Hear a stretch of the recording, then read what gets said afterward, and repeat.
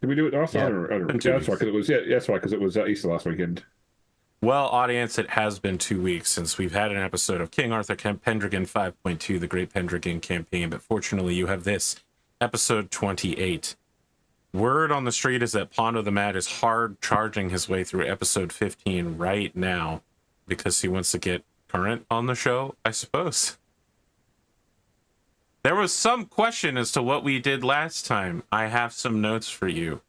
A distant visitor from Hispaniola, Yennefer of Lopez, is arriving soon. It's not clear what her intention is, but she is a noble lady of esteemed lineage who appears to be fleeing a troubled homeland.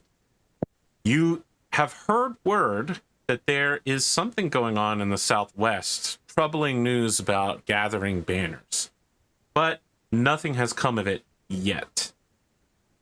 Fairies have been seen wandering around, and at least one has been captured and sacrificed by Gwent at his castle at the edge of fairy lands. And you have the imminent arrival of Sir Ufo, the heir to Duke Ulfius's lineage, who will be arriving to lead a tournament in your lands so that he can meet his new girlfriend, fiance, betrothed one. Is there anything any of you would like to do before we kick that off? Where are we going to start? Hey, listen, it's the beginning of summer. Okay. You have anything you'd like to do during the summertime, like some sort of summertime madness or sort of summertime sadness? I think Kendric will. Because where was Lady Hispaniola arriving again? It's her. Well, she is from Spain, but where is she? She's a lady of Lopez. Okay, and then she is landing in King Serdic's lands and taking safe conduct north up through the river territories. Gotcha. Okay. She's looking for a husband, right? It is actually not clear what she's doing here. She has sent people ahead to spread word of her arrival, which isn't unusual, but when asked what the purpose of her visit is, she would not get through customs in the modern day, for sure. Yeah. A lot of hot air. Interesting. I think Kendrick would detail some of his family members to go meet her. Oh, look at this gentleman escorting her into the lands of Salisbury? Yes. Does that extend to an invitation to stay at your estates? Sure. Yes, it would. Okay. Interesting.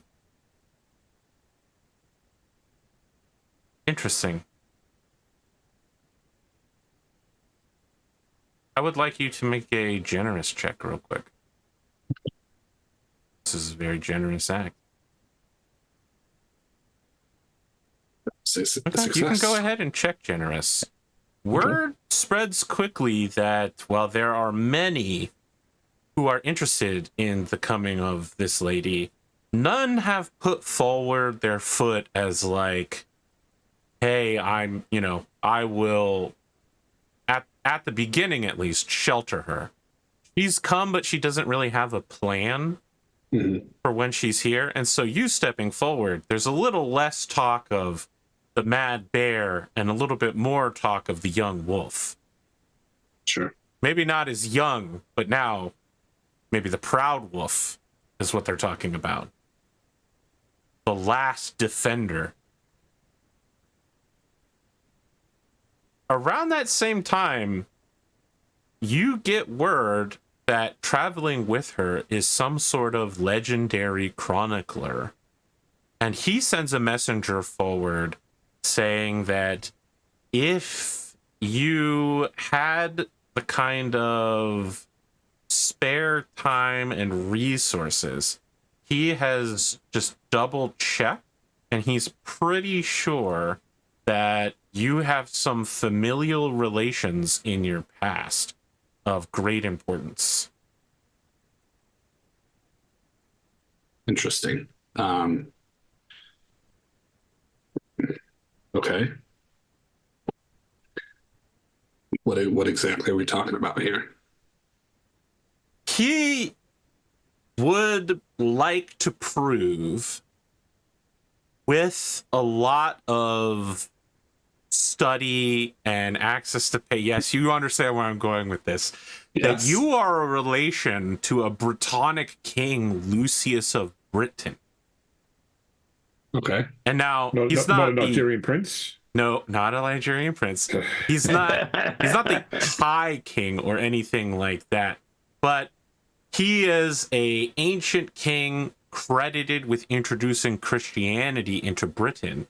And so that has sort of solidified him among the sort of Brythonic Christian communities as like a ancient hero.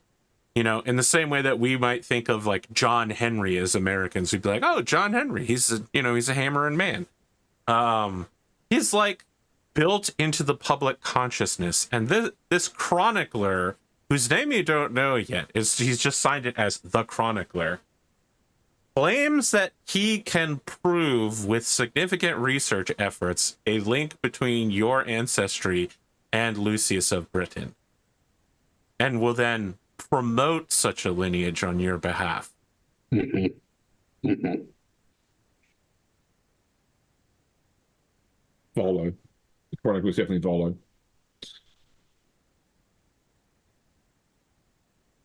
Mm-hmm.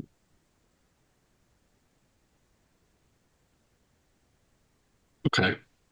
And he's part of her party? He is someone that she has picked up along the journey, did not leave the shores of Spain with her, instead picked him up in Brittany, northwest I will also France. Extend the invitation to him, and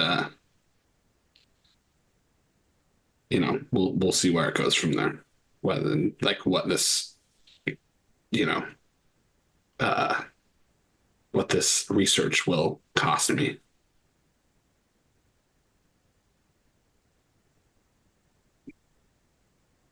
What Okay. will it cost you if you don't do it, though?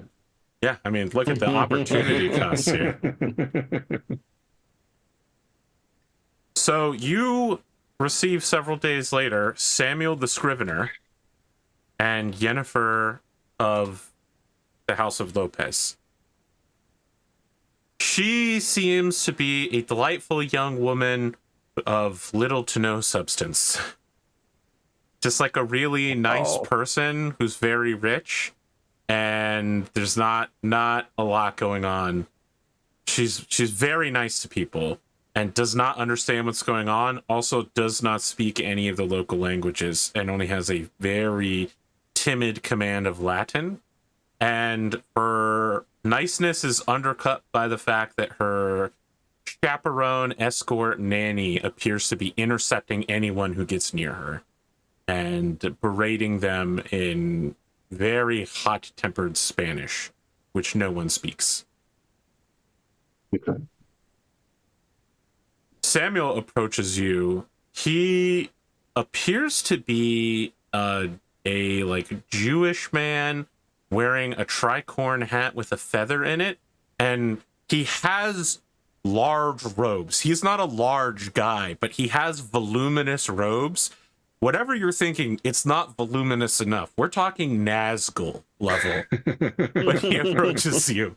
Like, when he gets off his horse, it's clear that, like, if he was to Super Saiyan his training weights off, he would move a lot better. I see. There's like 40 pounds of robes. It lends him a air of mystery as he shuffles Palpatinian around towards you. But unlike pure black, they are sort of purple with a golden tinge, which is traditionally imperial colors, like not just associated with Rome, but like emperors in general are the only ones who can afford this. Now, they are faded and travel worn, very travel worn, but it gives him a sort of mysterious vibe as he approaches you. He has a chain around his belt which has a massive book. Am I speaking with the young wolf, Sir Kendric? You are indeed. I am Samuel the Scrivener. Glad am I to make your acquaintance. I introduce to you Yennefer. She is very glad to be here among people who know of hospitality and is glad to have the run of your estate. It is... And he has like a brief conversation with her in another language and says, it is...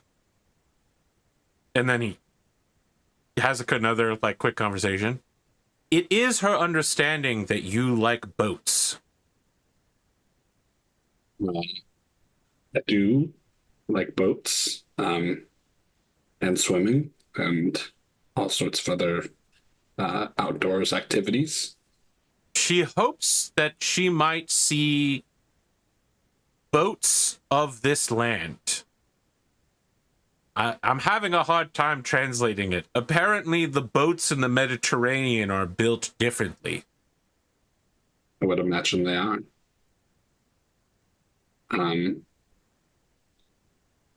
Well, can you offer her a boat tour?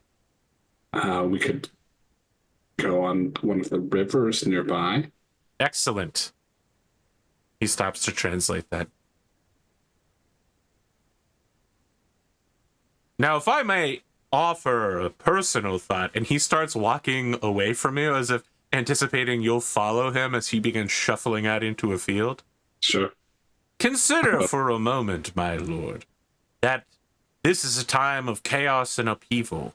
I have heard the word of what is happening with the death of the High King. Chaos consumes the land, and only strong order can hold it together. I have even seen on my travels here the expenses that are being paid in the local lands for tribute, and money is flowing into, I hear, Sarum, so that this castle can be rebuilt and the city become redoubtable. But surely you have seen yourself, the local peasantry. The money flows from their hands towards the center, and so everyone else becomes poorer for it. He stops talking and waits for you to say something. Well, I believe it's less the money flowing from the peasantry as it is the labor rightfully earned by the protection we provide them. Sure, I'm not going to get into a long-winded discussion about the origins of labor. That sort of philosophy won't be around for about 1,800 years or so. Oh, sorry, no, it's 400. It won't be around for about 1,400 years or so. Nice. Let me say this instead. When the hands are not busy, you must fill the hearts so that the minds do not rebel. What could be a better story than a local hero who became a legend? The last survivor of the young true king, a prince felled in his prime, the one who struck down his enemy, the slayer of a legendary traitor duke, with a connection mystical to the past. I'm sure I could prove such a legend and help spread it among the small folk.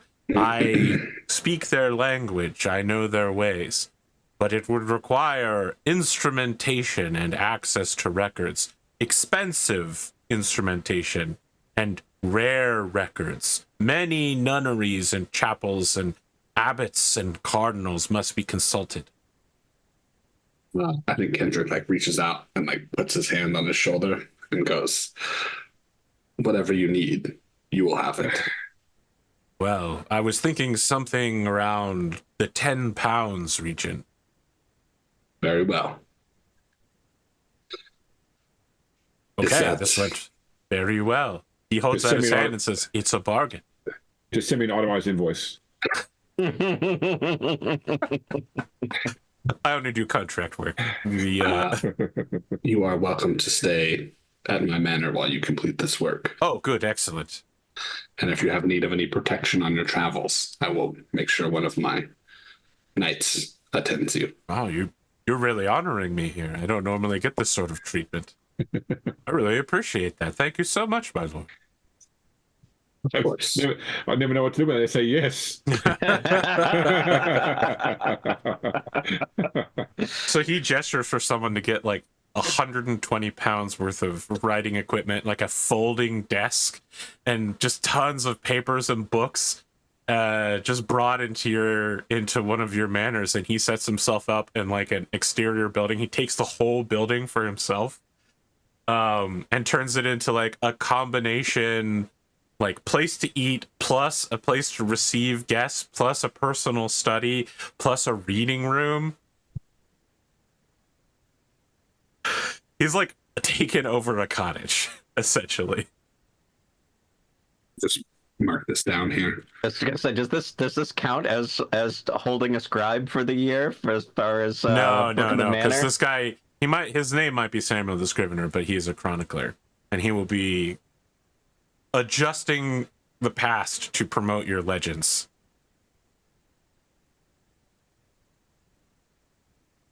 Is there anything else anyone would like to do before the tournament of Sir Ufo?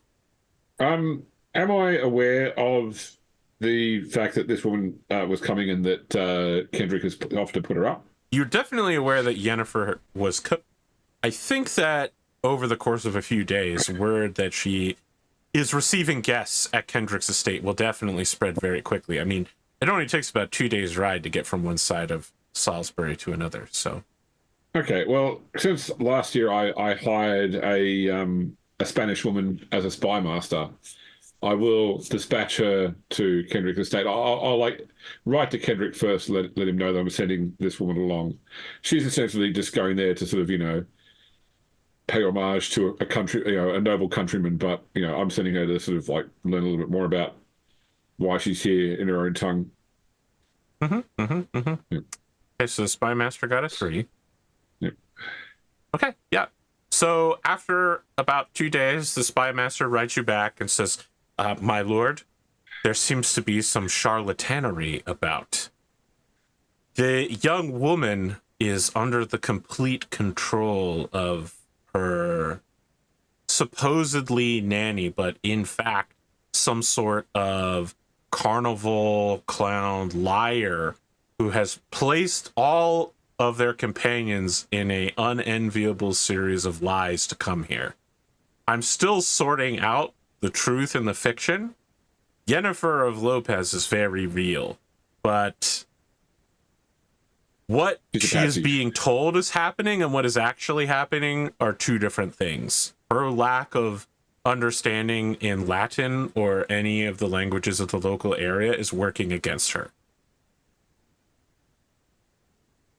She is under the belief that she is here in order to inspect boats and take home boating secrets of England, of the English lands, back so that the Mediterranean Xebecs can be improved. The Lantines and the Xebecs can be made to be riverine craft as well as ocean going.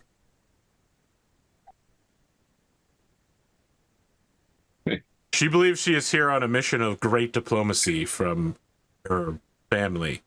She's come to learn the secret of the pontoon.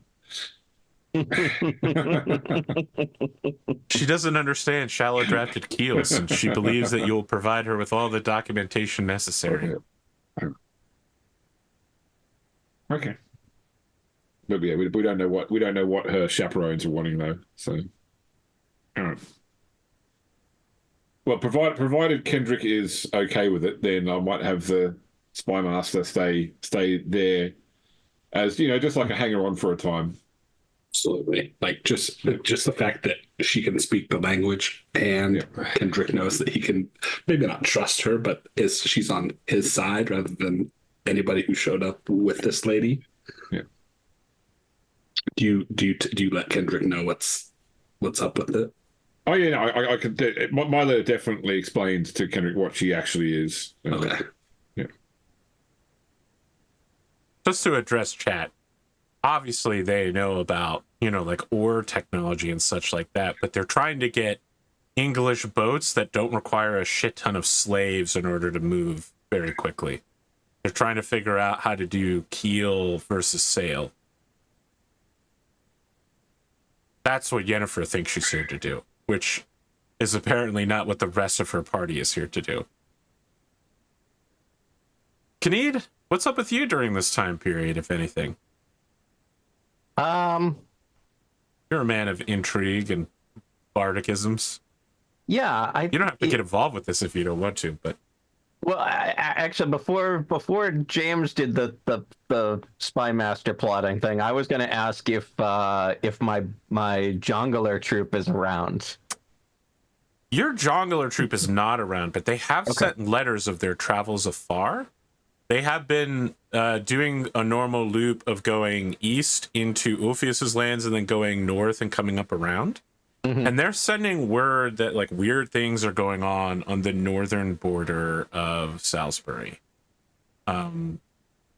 Like castles out there are being captured at a rapid rate by the Baron Will and being converted. Like they're basically claiming new lands for Salisbury at point of sword. And then his men are training, which normally wouldn't be weird, but he's encapsulating men to not just be like the knights are training. Like his sergeants, his men at arms, and even some of his levies are training like 24/7 full-time prep.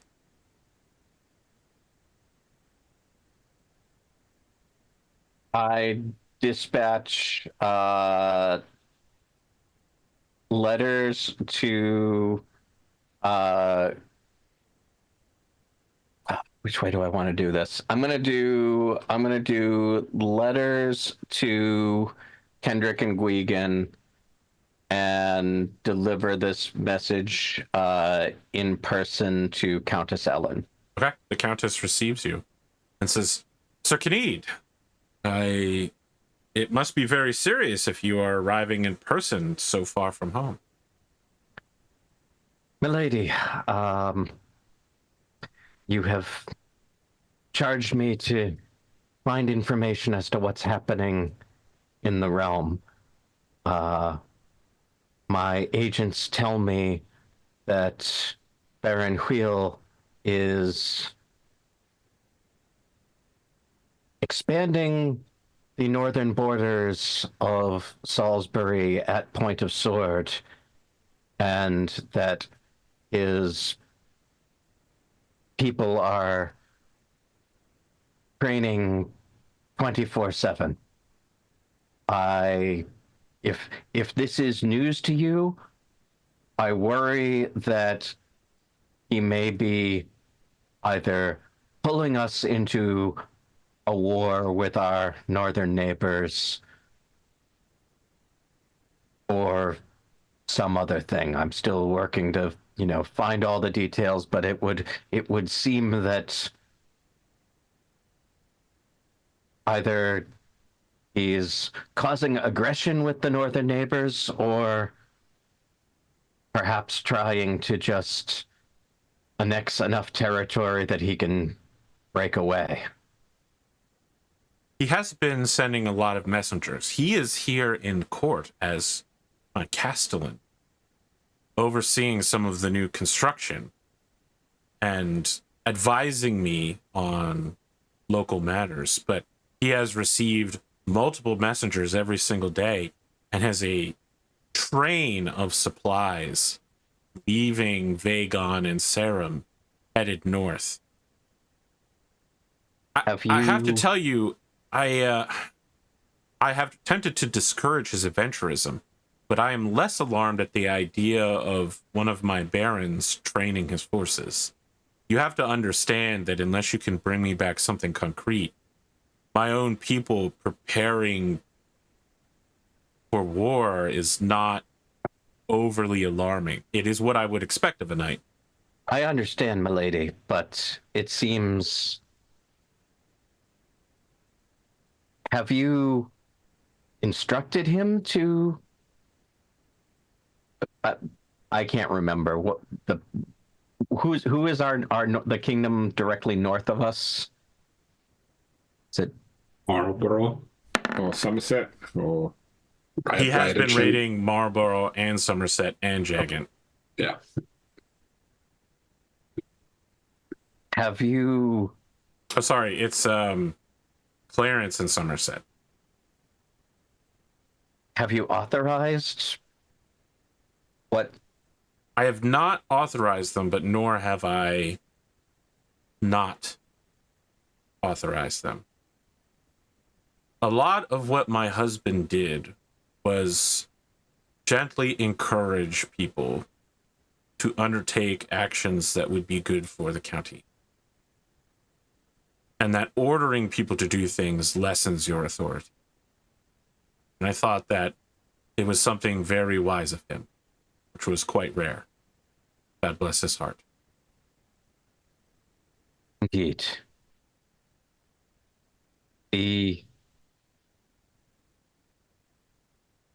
I will see if I can find more. Just knowing what I know and taking it all at face value and in the best possible light, I worry that Salisbury is already overextended with the lands that we have. And if he provokes war with Duke Somerset, we will find ourselves even further overextended.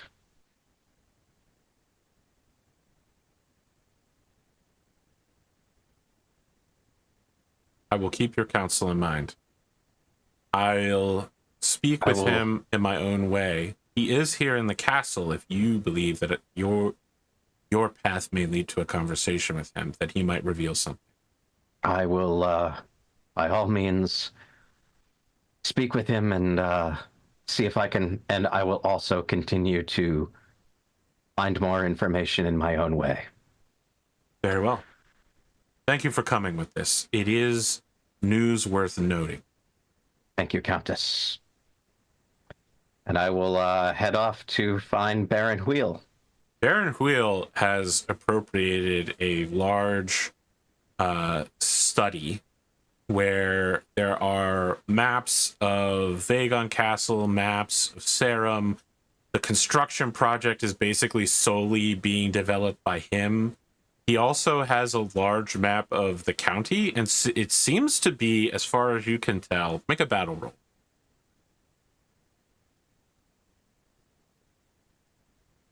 Oh, so close. It seems like he has planned out how to invade the county himself with his forces.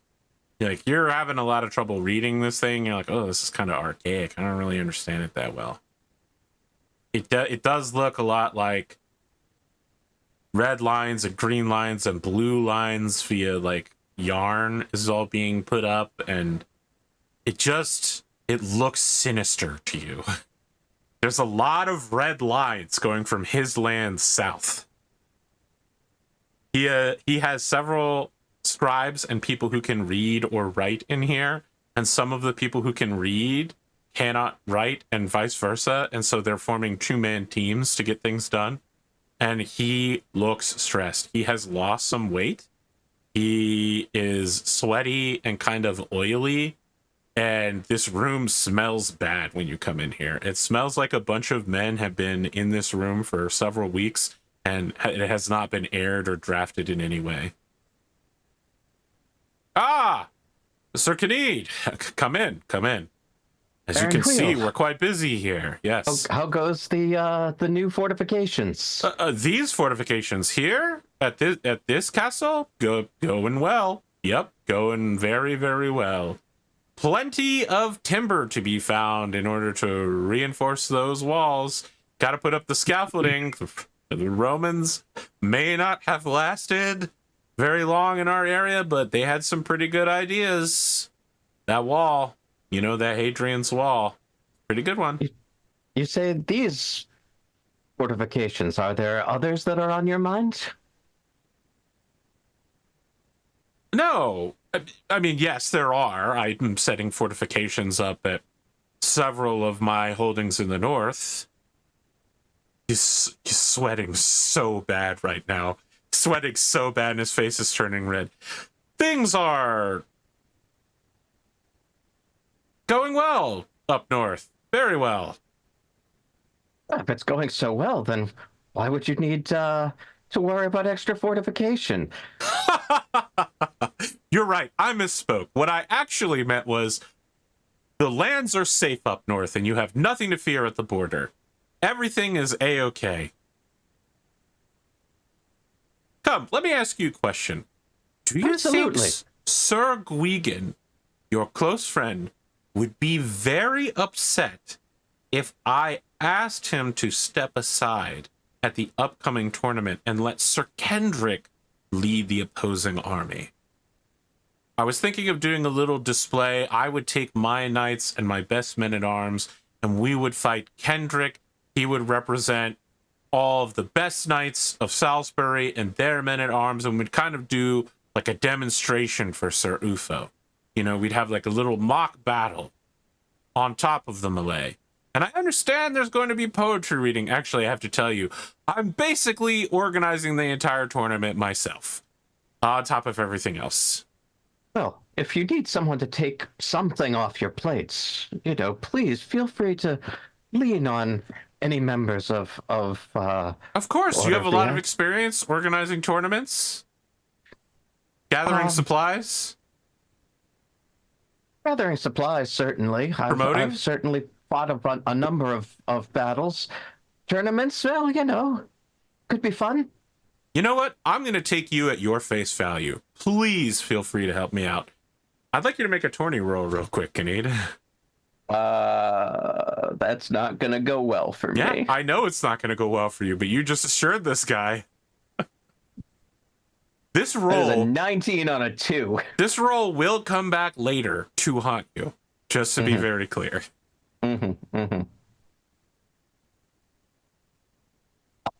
Gosh, I really appreciate you offering to help out, Sir Kyned. There are so few people who are good at this sort of thing left. Many tournaments and events like this were organized by people who are, frankly, dead right now. They all died at, the St. Albans thing. God rest their souls. People in the whole country that know how to move supplies from one place to another are basically gone. And so I'm having to piece together logistical networks for 3 different events at the same time, and barely anybody knows where to get what and where, and huge hassle about this timber in the West, and I don't even know who to talk to about it. People have been sniffing around, some people thinking I'm some sort of spy, or I'm planning to invade Sarum, or secret bolt holes in this castle that I'm building. How can I build a bolt hole in a castle that's already been made? I'd have to tear down the walls of the original castle. And he just starts breathing heavily and sits down in a chair and says, "Everybody get out. Get out. I need to talk to Sir Kyned alone." Is this your personal insert, Arthur?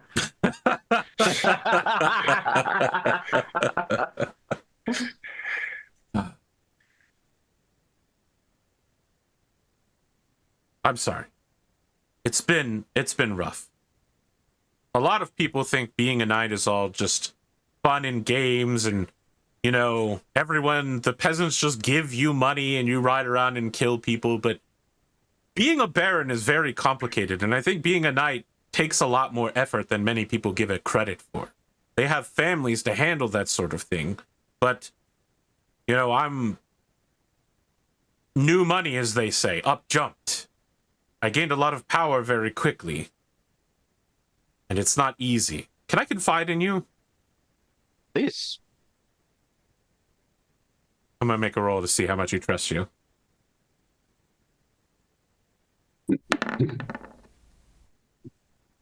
You could tell he was gonna say something else, and then he just waves and corrects himself and says, "It's just hard, being away from my new lands, my family, and the Countess is a very skilled individual, but she is no knight.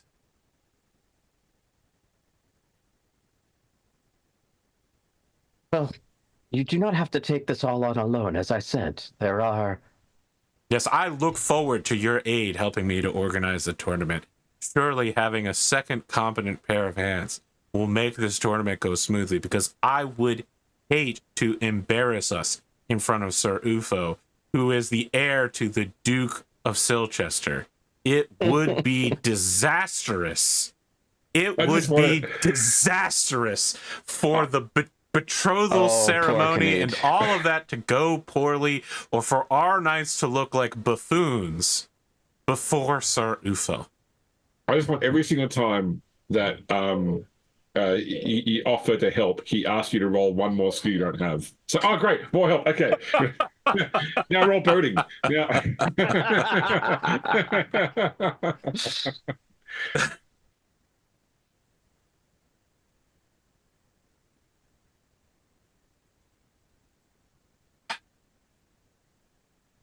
What's new with you? What's going on with you, Sir Kyned?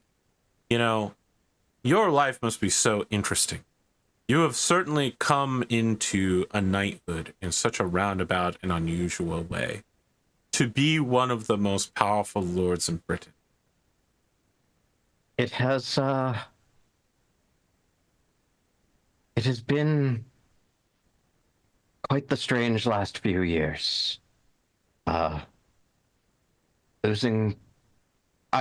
always thought that I was just going to be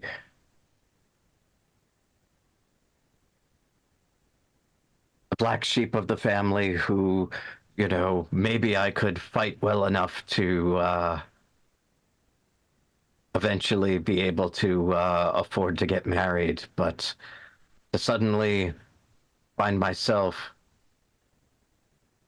thrust upon leading Laverstock and seeing so many of the great men that I grew up idolizing killed. It's been a very, very strange time for all of us, I'm sure, but I certainly never thought I'd find myself in this position.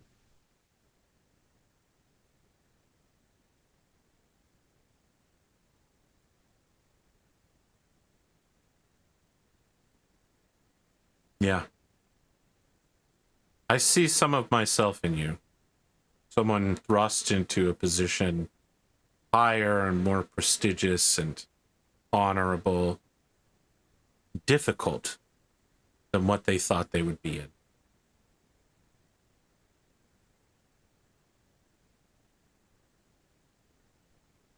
Well, Can I roll intrigue to see if I find that he's been sincere throughout this conversation? sure. That's a success. He is sincere now. He was not sincere earlier. Mm-hmm. The part that makes you think that he is lying, of course, should not surprise you. He is definitely very concerned with the northern border and with his knights. He tried to direct you away from that.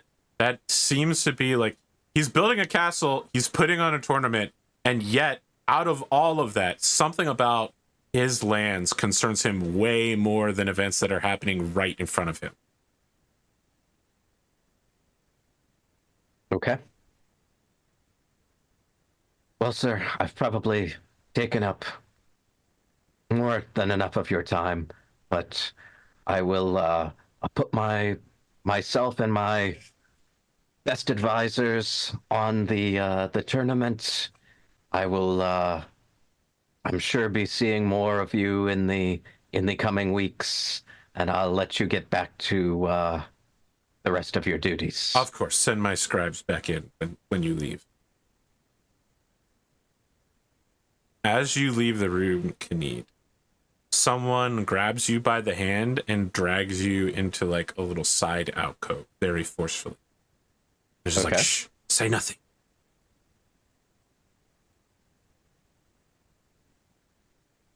It is a plain-looking woman in sort of like washerwoman's garbs. Mm-hmm. And she says, "You are Sir Kyned, yes? I am. You are the spy master of the Countess, the one who directs the shadows. I don't know that I'd say anything nearly that sinister about myself. I come with a message from the Duke of Silchester.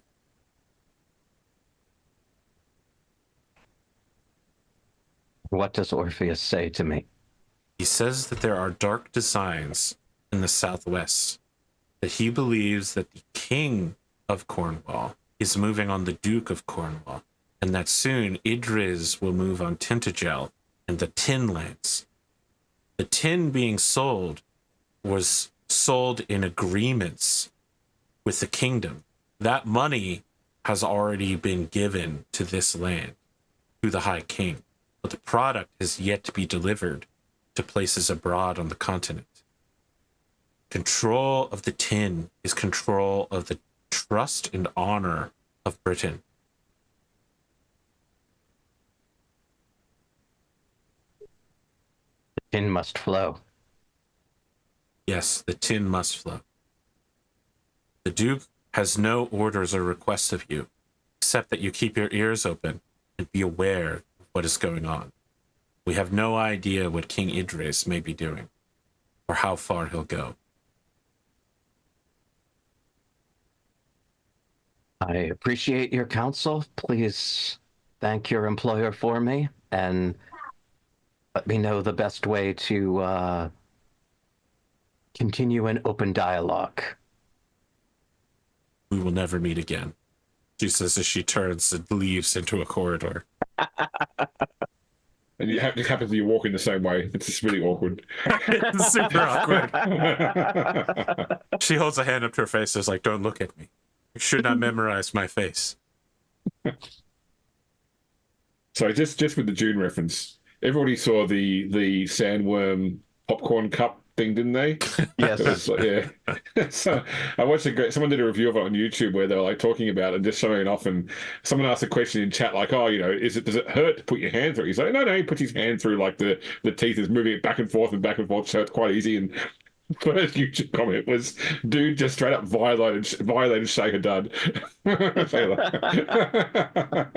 They've greenlighted Dune 3, which is technically Dune Book 2, so there's going to be some weird fucking shit in the future movies. There's going to be 4 Jason Momoa playing I don't know how many roles.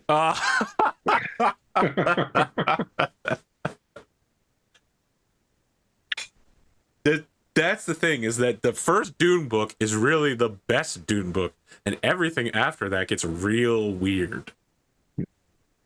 Sorry to take us off track there. That's okay. We needed a refreshment after that. You all have received official summons to the tournament of Sir Utho, which is to begin shortly. Logistics are all being provided for, apparently, by the Baron Will. I have also let my brothers know about the further conversation and my suspicions and my conversation with the Countess, and that she's not willing to do anything more without more concrete information. So if they find anything, to please let me know. Well, you also spend a lot of time getting letters from the Baron that's like, I need you to secure this product and make sure it's moved down a river. You know a lot about boats, right? You're friends with Kendric. It's like 5 letters like that a day about getting food and materials. Yeah. You disastrously flub this so hard. I also let everyone know that I'm helping out with the tournament, and if they can spare some time. And I also let them know about his ask about Kendric doing that doing that combat exercise. His ask was that you quietly speak to Sir Gwgan and ask him to pass on the honor.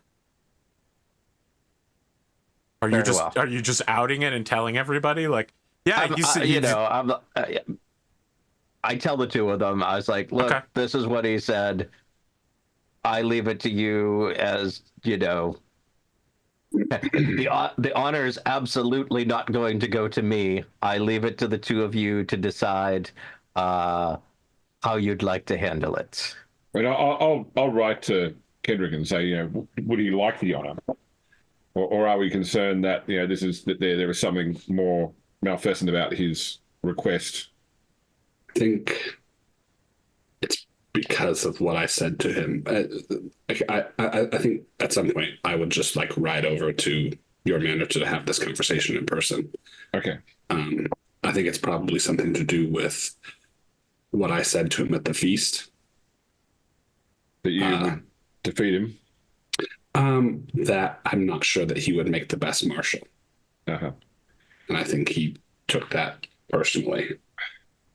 I mean, would you like to put your position to the test and accept, or have me? I'm happy to stand aside. I've no desire to gain personal glory by battling the Baron. Do you have any interest in being the marshal of the county? No, I've already accepted the role of seneschal. Okay. Then if you would not mind stepping aside, I would at the very least like to test his abilities personally.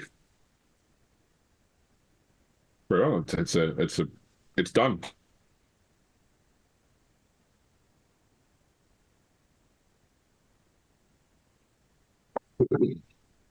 Thank you for sending your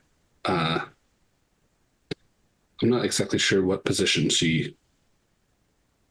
you have employed her as, but your woman that you've sent over to my manor that speaks the language of Lady Lopez has been very helpful. She's an advisor. I see. I'm not sure what's happening there, but we'll get to the bottom of it eventually. Yeah, I mean, I'll certainly share what I know so far. What Arthur shared.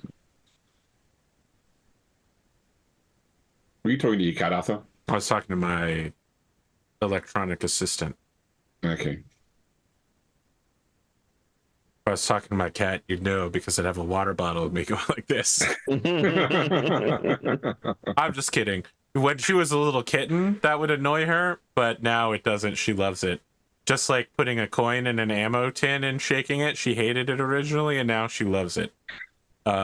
Everything possible to get her to leave has turned out to be a thing that she has adapted to. Like Darwin from X-Men, yeah. Who apparently can't adapt to energy blast, the one thing he can't survive, given that his only power is surviving things. They did him so dirty. So stupid. Literally the dumbest. I don't blame him, and I don't blame the actor. I definitely blame the writers. That was pretty dumb. It is a disaster when you arrive at the tournament, and Baron Will is definitely not blaming anybody, but he is totally stressed at cargo shipments from the south, like things that he had ordered from Sinric's lands do not arrive. Things coming from Silchester are slowed in the mud of the summer rains and like the end of spring. It's just bad all around. There's barely enough food for people to eat. Does everybody like arrive over different days? Because like the invitation was for 3 days hence, but they didn't take into account like the time it took to get to each estate. You know what? That is probably the one thing that Kyned fucked up on personally. He was like 3 days hence, but since it takes 2 days to send it out, they have to delay the tournament 2 days to wait for everyone to arrive. And so people end up living Coachella style or like Burning Man style out on this plane. Sir Uffo is there the whole time, fucking fuming at this disrespect to him. The only thing to salve him is that the Lady Jenna eventually arrives, and he's like, "Oh, sick, Lady Jenna. Oh my gosh, we're gonna get married? Sheesh. Damn, girl, your eyebrows are on fleek." That's a little slang word you pick up around London, which is where I'm from.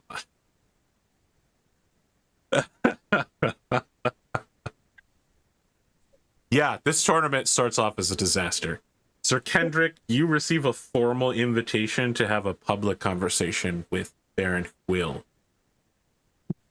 Okay. You meet a man who has lost another 5 pounds since the last time Kyned has seen him and has gotten barely any sleep. And he sits across from you at an open table and is smiling and like trying to make everybody like think that your conversation's going well. And he goes, "My men have been training for weeks for this tournament. The purpose of our training is to make your men look better. Okay? We need this battle to be as close as possible. Sir Ufo must be impressed with the battle readiness of Salisbury. They are our only ally. We cannot rely on Dorset or Yagant or Somerset. Riddichan is occupied by bandits, and Hampshire has been conquered by Gawesi, the ancient enemies of our people. This guy's father killed my grandfather. We can't trust anyone around us except Silchester. No one is taking this seriously. Sir Kyned has no idea what he's doing. So I'm begging you, Kendric. I know that we are not friends. Hi, people walking past. I need someone competent. My men are trained to help pick your men up off the ground in the middle of the battle and just make us all look competent and good. We have been training all spring for this. We're putting on the best show possible, okay? I believe I understand. I need the mad bear out there. Not the guy who runs away from the slaughter of a traitor and ends up somewhere downriver conquering another estate. I don't need that guy. I need the guy who went to Tintagel. Very well. Okay. Okay. Well, I'm not just going to let you win, of course. So he holds out a gauntlet for you and says, "Let's have a good match. Kendric will shake it. I will see you personally in the center column." Indeed. I don't suppose you'll be engaging in the grand melee.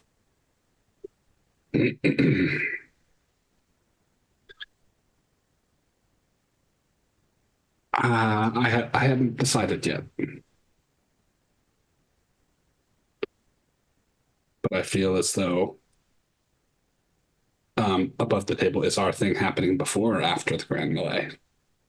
The Grand Melee is happening at the end of the second day. The first day is like poetry and a jousting contest, like happening separately. Then it's Grand Melee Day, and then the final day is battle on battle, like the forces of Salisbury engage each other in an epic conquest. The stuff of legends. The stuff of legends. Is there a possible? I assume there's a possibility of getting wounded in the Grand Melee. There's a possibility that I could get a splinter here at this table we're talking at and die from infection. Yes, of course. We live in the Middle Ages. Are you planning on joining the Grand Melee, Baron? I am. I'm a baron. Well, yes, then it would. I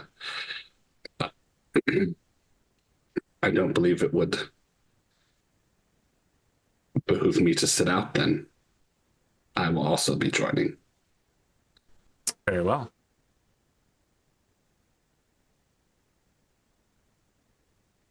I'll see you on the battlefield then.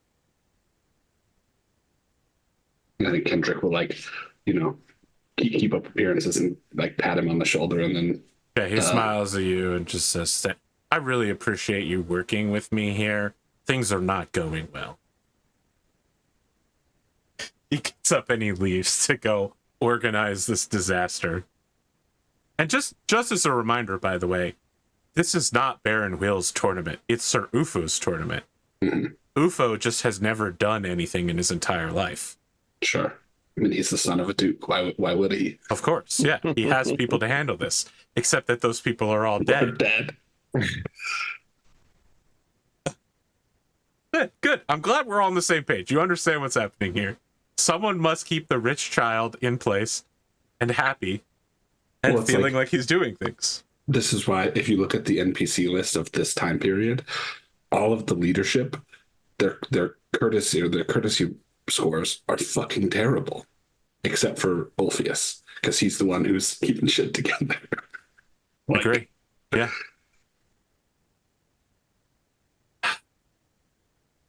I think we're going to take our break, and when we come back, we're going to have to make a decision as to whether you want to engage in intrigues, whether you'd like to join the poetry contest. Oh, I forgot to mention, there's also a contest of law as well for like who has the best knowledge of the law. That'll take like poetry first, then law, or if you want to join in the jousting. Now, again, this is not the formalized jousting of the future. This is just two guys with horses riding at each other 3 times in a row until something breaks. Something's got to give. Oh, something's got to give. Oh, sorry. It's reliving my teenage years. Hey, we'll be back from that break in about 5 minutes.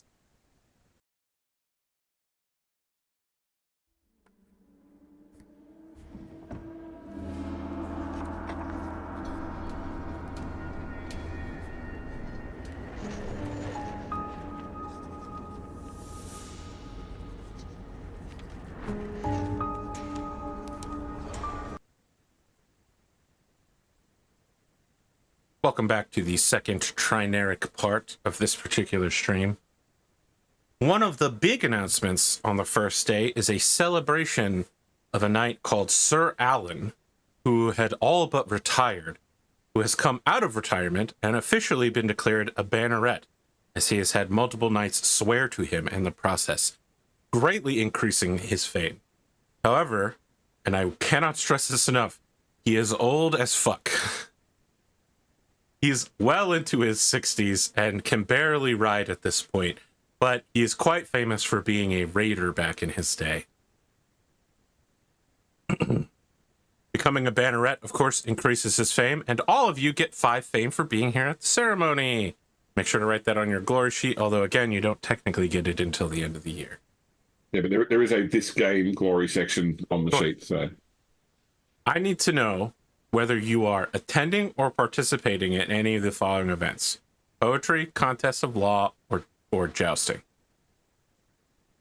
I will do the poetry and the contest of law. Okay. Would I be able to participate in the joust, but also do some intrigue? Or No, if you want to intrigue, that's completely separate from all of this. okay, would I be unable to do any contesting if I feel like you intrigued? can pick one of poetry or contest of law if you want to intrigue.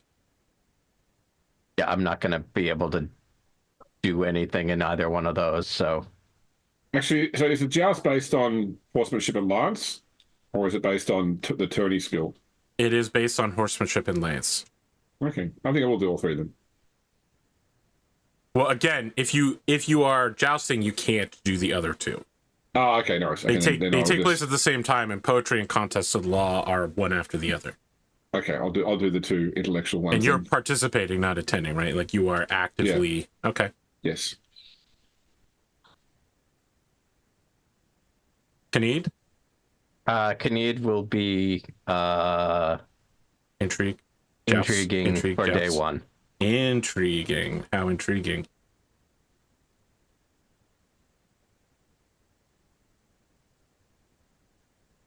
Kendric. I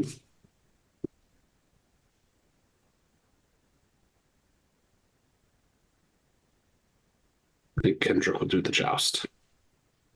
You're participating? Yes. So we're going to do Gwgan and poetry, Kyned, then do the joust, and then end with Gwgan's contest of law.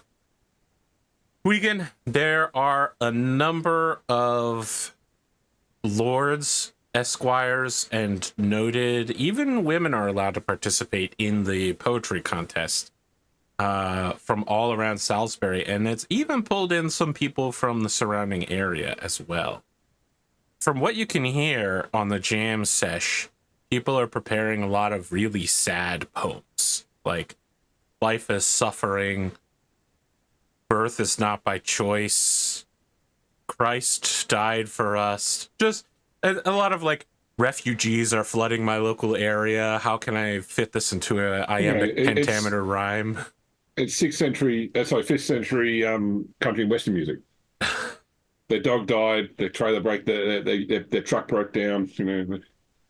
Oh, if we're gonna do country western music, that there has to be one of the women wedding poetry is like, my husband cheated on me, so I pulled out his sword and I stabbed him to death with it.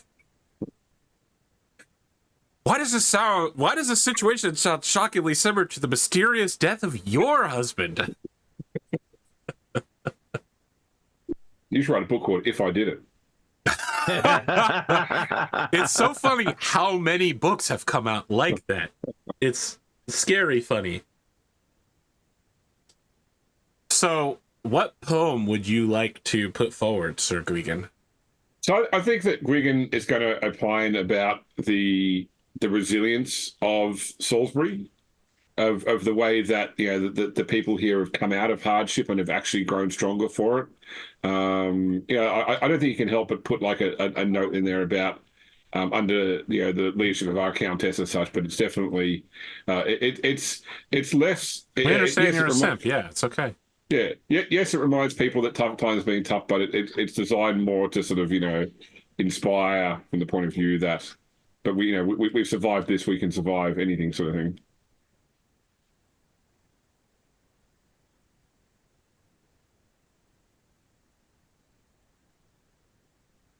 Your opponent is a man from the north. His name is Ian of Carnoustie, and he has come with a poem about a foolish necromancer who took on an apprentice whom he passed along many of his secrets. And then, just as he was about to finish the training of the necromancy apprentice, he was destroyed, and his final secrets were lost. The poem is about the dichotomy. It's like a mockery. It's a sarcastic mockery. The necromancer is introduced as being very wise, but the poem analyzes the fact that, in fact, he was quite foolish and was destroyed, and that though he could command the forces of life and death, he could not, in fact, save himself. So what was the purpose of commanding life if he could not stop his own death? Could anyone still learn those abilities? Are you asking Ian of Carnoustie that? Not from a druid, he says.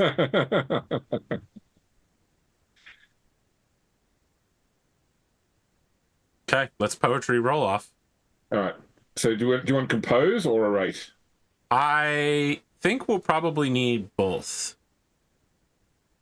You gotta have a good, poem to speak. Okay. All right. So let's compose first. All right. Okay. So that's a pretty success. Good. Pretty good. It is a success. He has also succeeded. And his success is much better. Okay. Yep. The delivery on our parts, oratorially. His does not go well. The crowd feels like they've heard this story dozens of times before, and that, there's no gotcha here. Unsurprisingly, the local champion who talks about the very favored countess and the resilience of the local people manages to crush the local competition. You get 10 glory for orating quite well, and you can take a check mark in compose, but not orate. The writing the poem is the clever part of this.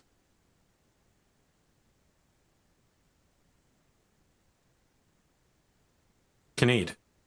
Yes. What sort of spider web intrigues are you weaving here? So, Kyned was purposely trying to stress out Queel to see if under stress that he would end up inadvertently admitting more about what's happening in the north. Sure, whatever That's- you want to tell yourself, bud. So you know, that's the your lie team was all part of the that plan. he's telling himself for how badly he fucked this all up. Sure. And so that's his big thing is trying to figure out what's going on in the north. Any rumors about that? Secondarily would be if they were, if anyone was talking about Tintagel, but I'm expecting that that's probably not going to be a big thing here. So his, What's more important to you, stressing him out more or getting information about what's going on in the north? getting information. Okay. On a critical, you'll also learn about what's happening in Tintagel. Okay. How are you going about this? So just to describe, we've got the poetry circle in an adjacent meadow nearby, and the Council of Law is taking place at the top of a hill so that you can look out over the motte and look at everyone locally. And then there's like a long strip of incredible mud where the inside is like the jousting Grand Malay area, like a temporary joust has been set up that'll be removed, and then the walls for the Malay are being set up around it. And then like just hundreds of people have shown up for like food and hawking wares, selling amulets, trinkets, cures, curatives, poultices, ancient relics, all sorts of crap. Some people claim to be mystical or magical. We actually see Samuel the Scrivener very odd, like where's Waldoing his way through the crowd, like talking to people. He's just like, have you considered the fact that Lucius of Britain's bloodline continued on after he died? The legendary king had 7 sons. Look here. Look at this document here. Doesn't this squiggly line look like a B instead of a T? And if that's true, wouldn't you say Sir Kendric's great-great-grandfather had a very similar name? So I would have sent word once I was, in charge of the tourney. I would have sent word to Breakfast at Tiffany's asking them to show up to help with the entertainment. Oh, interesting. Let me roll for them real quick and see how they're doing. What kind of songs would you like them to sing?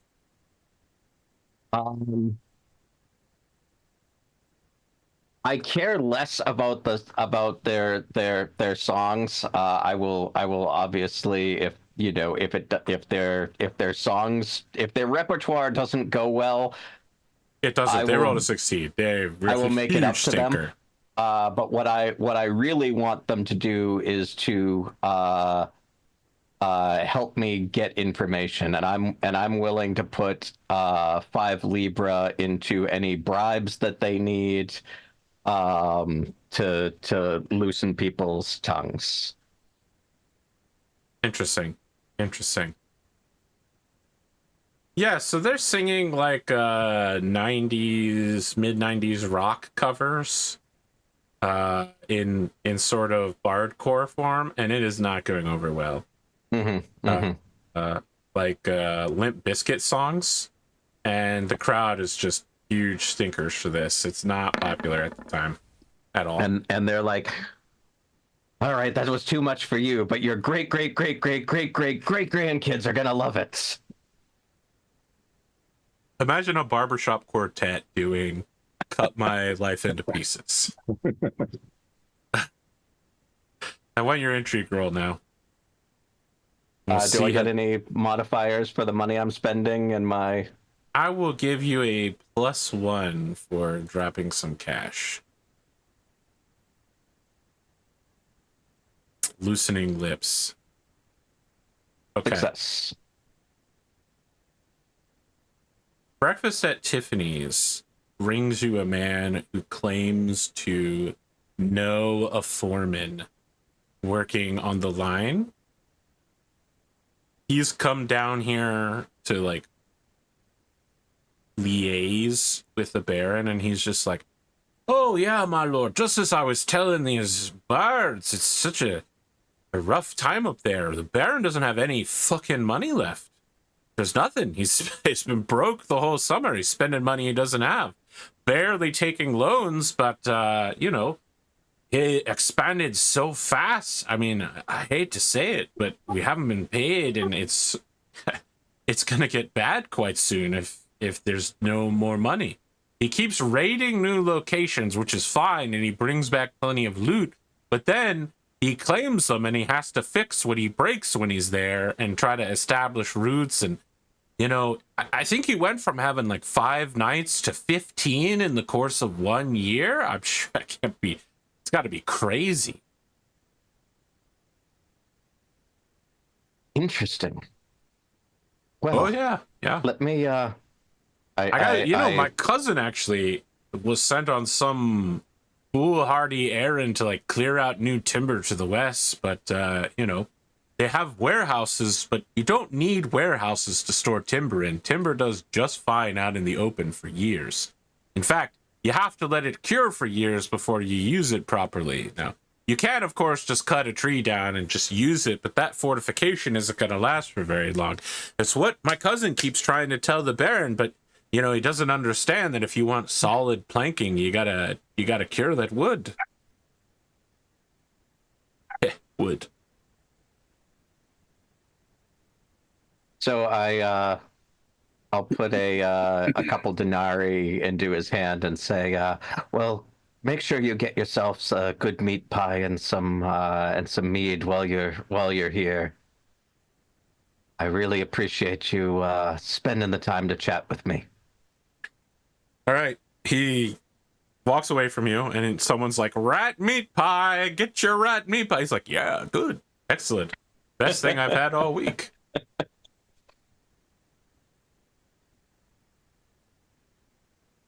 Kendric, I'd like you to roll a d6. The higher this number is, the tougher the opponent you're facing. Of course. All right. Oh, no. You are facing down against someone who has arrived from Southports, one of Kendric's men, a legendary jouster from the continent. He, you know, the Gawesi maintained their traditions as Bretons even while in Germany. And this guy, like, was not popular because, of course, Saxons don't really do the jousting thing. But this guy faced, like, Italians, Visigoths, Franks, and just absolutely fucking demolished them.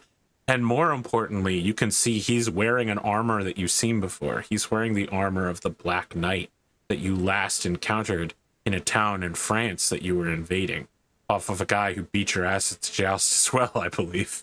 It wasn't my ass, but yes. Yeah. He's wearing that guy's beaten up, dingy armor. Shit. Okay. Okay. Now, everyone thinks you're going to win because you're the local hero and champion, but this guy rides out, makes no attempt to talk to you at all, shows courtesy to everyone around him, but not to you as his opponent, gets on a custom charger. You know, it's got flame skin on, like it's got barding and like heraldry and shit that hasn't even technologically been invented in this country yet. He is huge. The horse almost appears to be too small for him.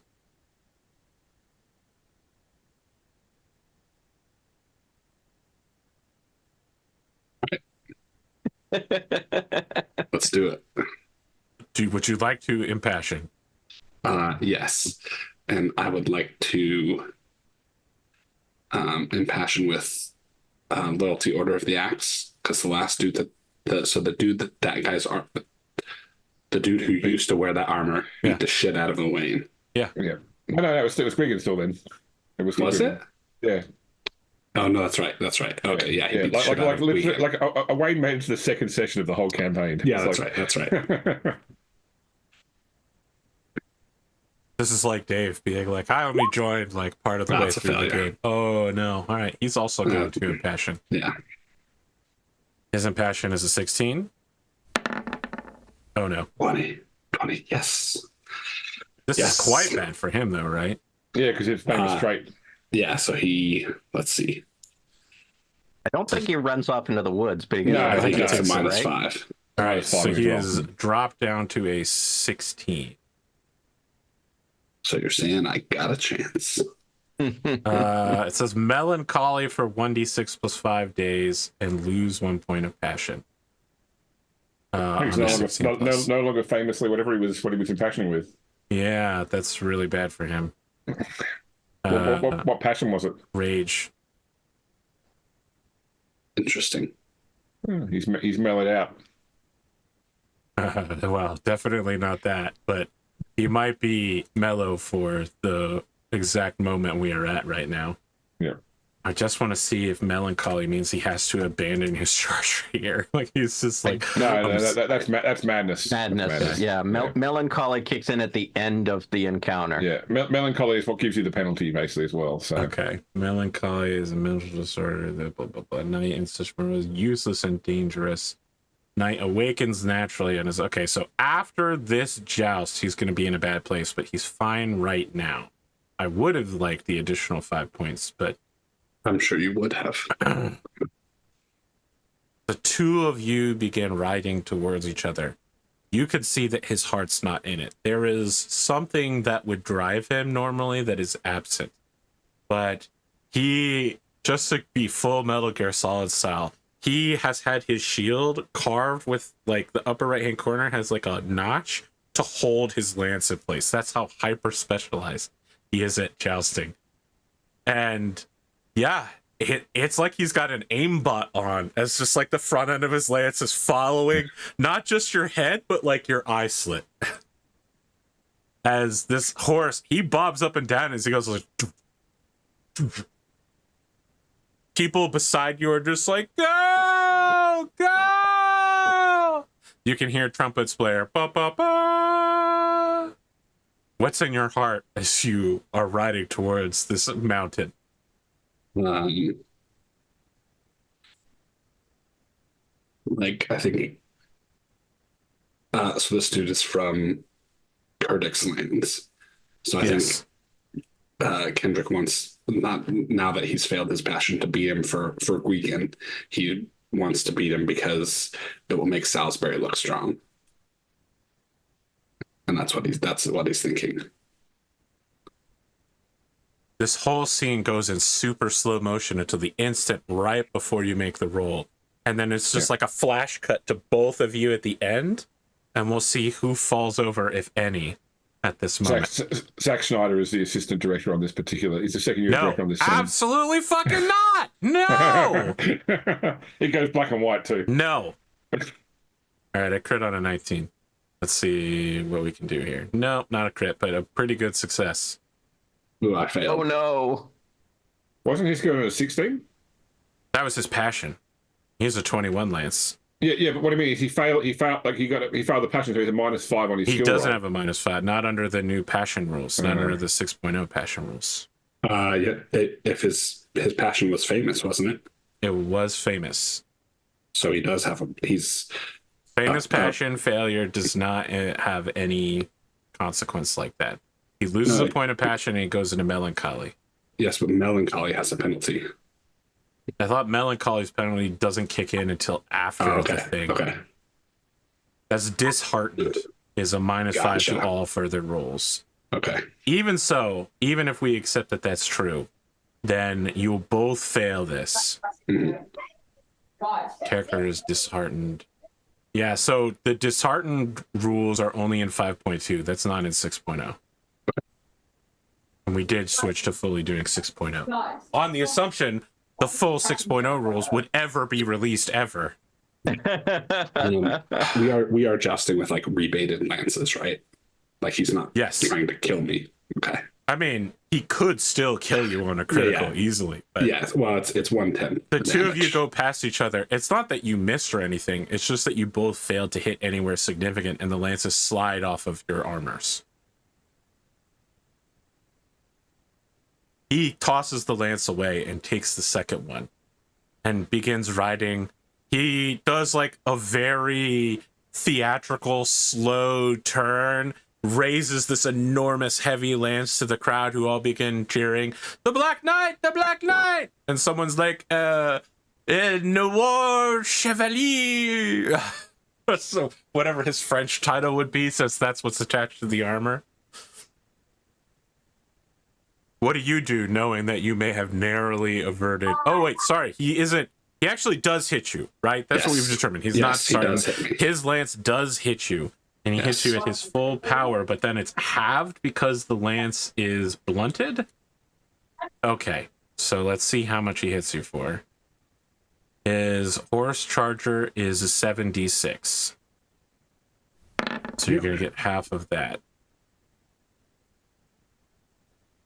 We're gonna bowhammer this real quick. Yeah, that's actually pretty low. He hits you for 11 points of damage. And because it's odd, the lance shatters in the process. You don't get your shield because you failed your roll. So I take 1. Oh wait, no, he hits me for 11. Okay. Right? Wait, what? So because it's 21 minus, okay. Make a horsemanship roll.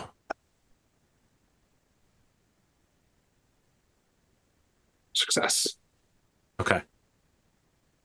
It's clear that you've lost this match, but you don't lose your seat in any way.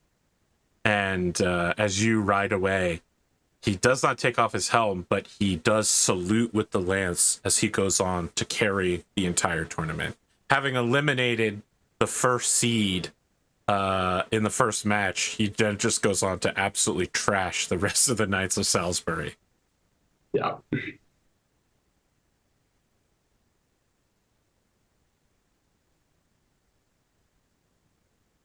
It later comes out that he is known as a Ritter. R-I-T-T-E-R.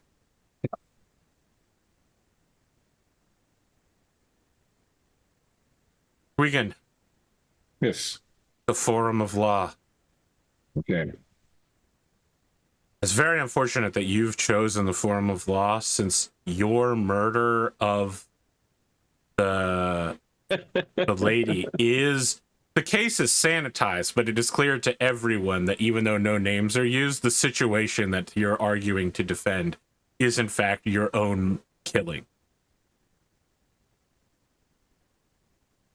All right. So I'm not that good at law, but this is something I was taking part in purely from, like out of interest. I don't expect to do well, but I would still like to my best foot forward. It would be bad for you to get destroyed here. Yeah. I was thinking, because I did this out of my at the time love for or more for Ellen, and I'm trying to defend without calling that into the question, can I still use that as a passion for defending it there? Yeah. Okay, no worries. And I think that given Gwgan's background, the way he's sort of like pitching his legal case is about the separation of the courts and God, and what punishments, what crimes, man can. I understand. You want to will the Magna Carta into existence about 1,000 years early. I know that's what you want. Yeah. Okay, so I passed on the more. Okay. So I'll do my. In the crowd, they're all whispering, "He did it for her. He did it for her." All right, 11 so is pretty good. Your opponent is a man who is a knight who has taken vows of chastity and poverty and things like that. His name is Sir Auric, and he has arrived from Hampshire. Basically, he's like a refugee knight whose all of his brothers are dead. Kendric has moved into his house, essentially, and he has heard the case here, and he comes thundering out with he's just like, "This is a clear violation of the rights of both God and the state, and if I were High King, I would judge the individual in question to be guilty beyond a shadow of a doubt. I shall now prove in 3 parts about how this individual had knowingly violated courtesy, knowingly violated the sanctity of God, and knowingly violated his personal honor, and I'm about to lay it out, or I'm nothing more than a southern lawyer from Southport. Okay, he's looking for a 15 or less. Unfortunately for Sir Auric, his gentrified strutting about bores the crowd, and your simple recitation of the facts and belief that law is more than just something that comes from a god that half the people here don't even believe in serves you over well.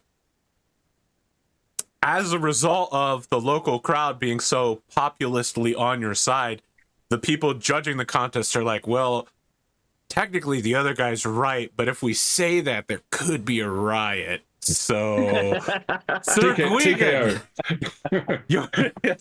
technical knockout, yeah. Sir Gwgan, your case is well argued, sir. And you may mark down that you gain 10 points of glory, and you also regain a point of honor because you have successfully defended your own case.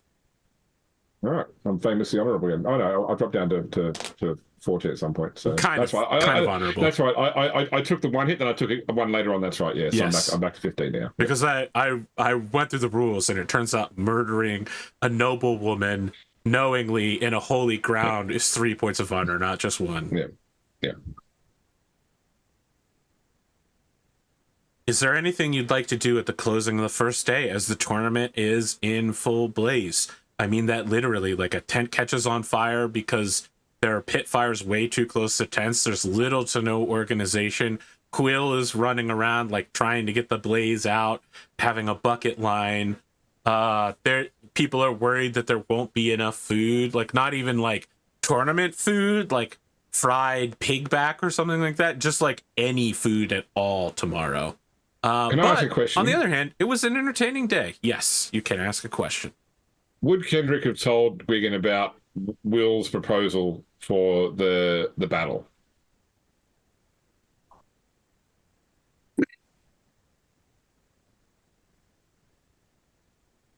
Yes, I think so.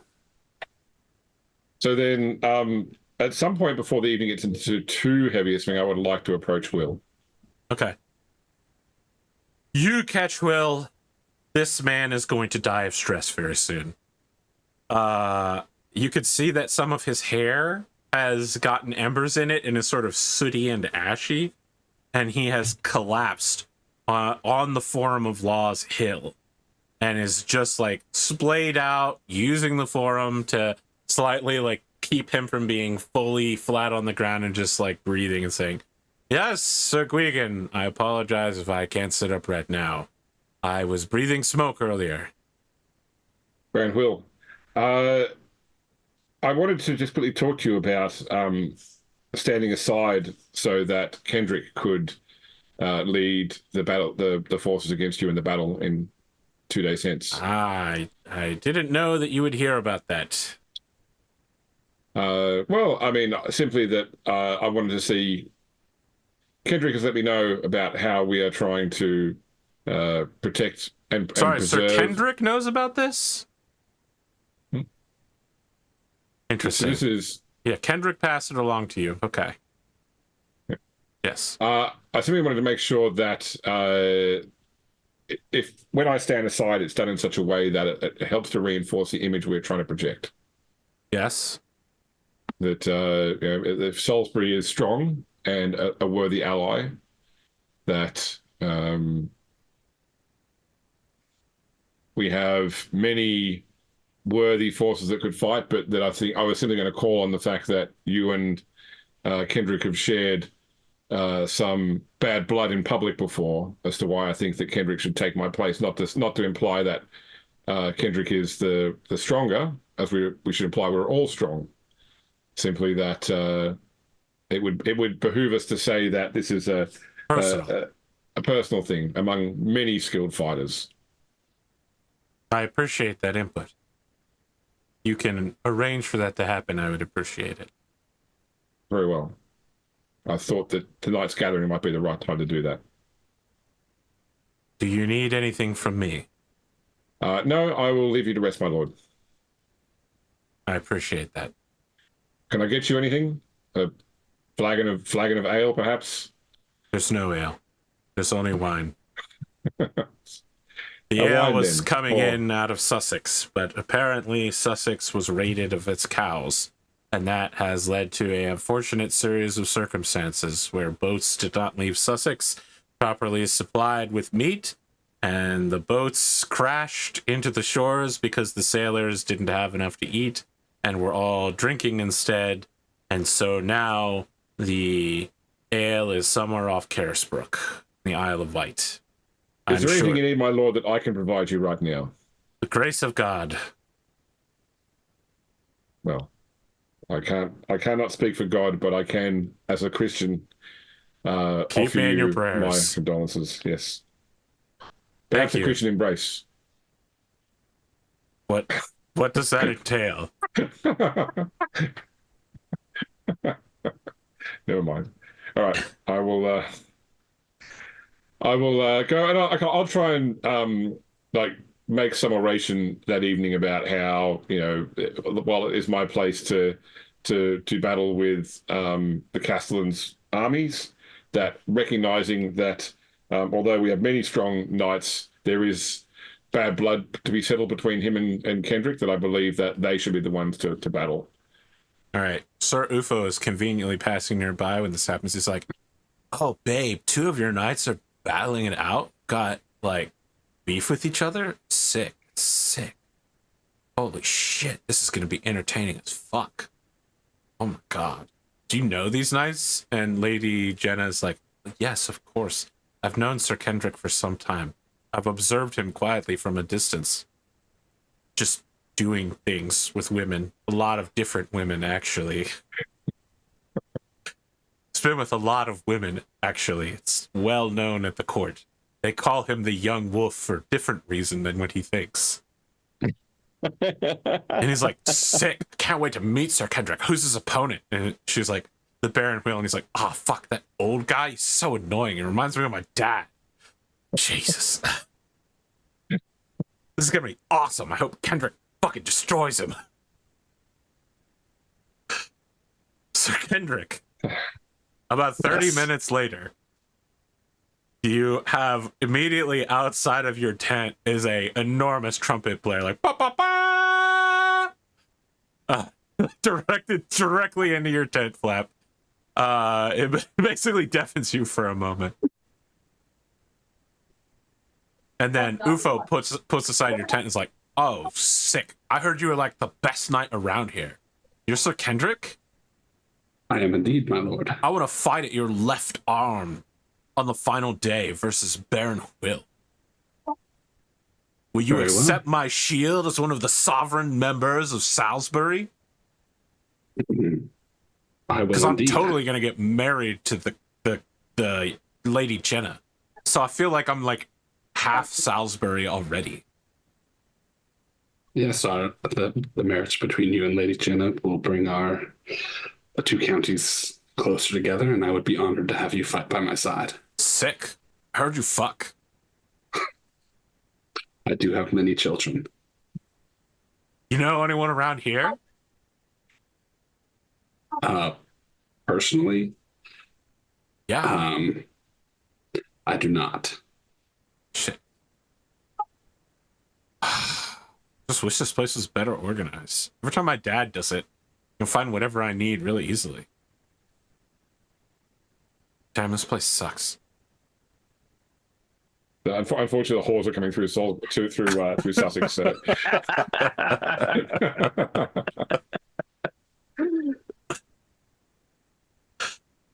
I think we might take our break early before we go to the second day's melee. It won't technically. The final day is technically the Grand Melee. This is just going to be the melee, like infantry pit of just people pitting sword against sword. We'll be back in about 5 minutes for that third. They were on the boat with the ale? Oh, that's so sad. That's what the sailors were doing. Wow. Kids have friends over and they're currently chasing each other with balls and Nerf guns and everything in their house. I didn't hear anything like that yet. All right. So, you'll have an opportunity to meet with any one person or put together a plot or an intrigue before the melee, and then you'll make a decision as to whether you want to do an additional meeting or intrigue, observe the melee, or participate. I'll note in the morning, Baron Will is looking a lot better, actually.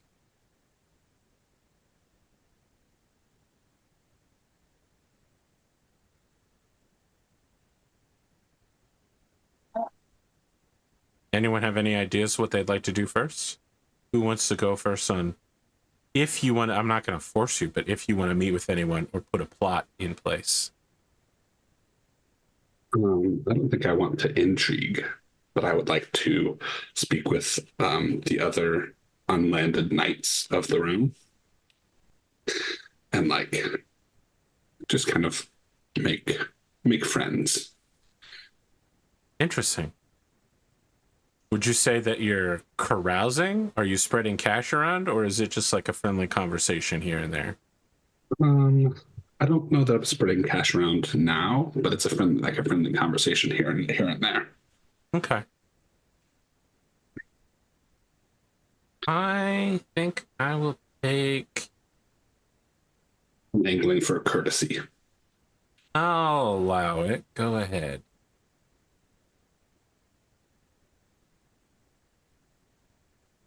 Nope. No one is discourteous back to you, but you get the feeling that it feels like you're talking down to people. Like this legendary landed knight who's got multiple mansions is just everything you say somehow comes out wrong to these people that are barely hanging on before St. Albans, and now everything's gotten so much worse. They've become so numb, they can't see you there.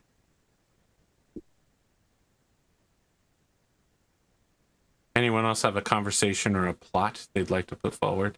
Well, do we, as the Order, want to use this opportunity to recruit at all these knights in one place? That's a good idea. That's a good idea. Do we need to stand up like an order of the Axe booth? Have you checked with the student council whether you can put that up? As you know, the student council is the most powerful organization in the world. They have the power to order around President Biden. Yeah, you put some feelers out. What kind of knights are you looking to have join you? Is it just anybody, or is there a specific type of knight you're looking for? I would think maybe young knights. Like we want to get them early and indoctrinate them into our way. So, especially like young, like the sort of ones that Kendric was talking to, the young unlanded knights who are looking to cover themselves in glory. You know, we'll point to our own glory as part of the reason for that, and the fact that some of us still have manners to be invested. You know, there's a competitive internship program first to prove their worth. Sounds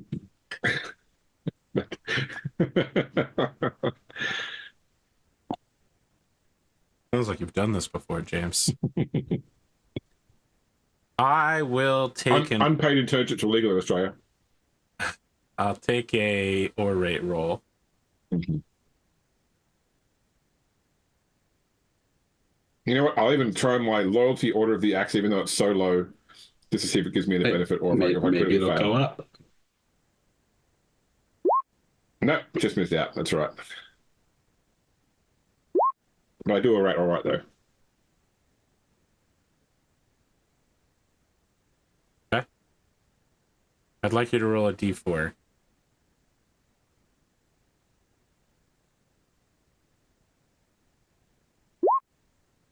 To 2. Okay.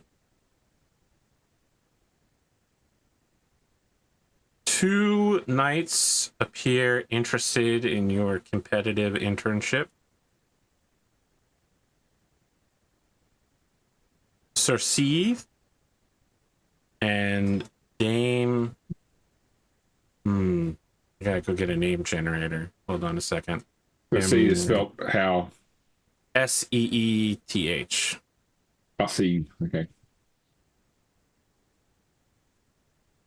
Both of these are new knights that have just received their knighthood this... Sorry?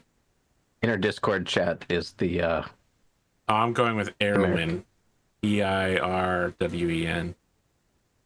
It's a nice traditional name. Dame Erwin. They're new knights who were granted banners by the Countess for acts of bravery in the northeast part, like above Kendric's house.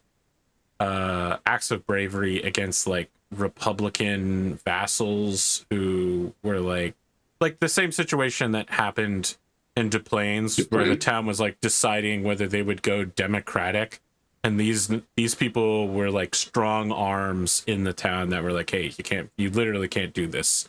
We're all gonna get in trouble, and like beat up the local town council, and the Countess has rewarded them with knighthoods.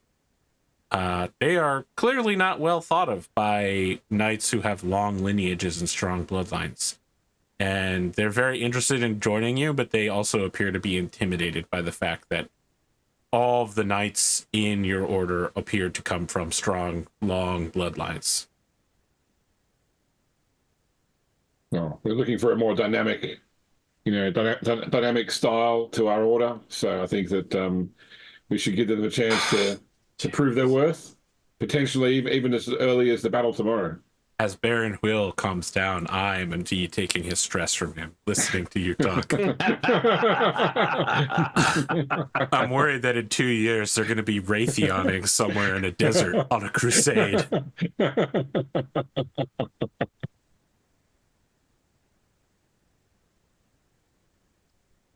Okay. Just out of personal interest, Christian or pagan knights? They are both Christians. Okay. Sir Kyned, conversations or plots? No plots, but I think now I will assume that I've gotten probably as much information about the north as I can, and will ask my eyes and ears to be looking out for if they hear anything about Tintagel being muttered about today. Okay. Please report that back. Make an intrigue roll.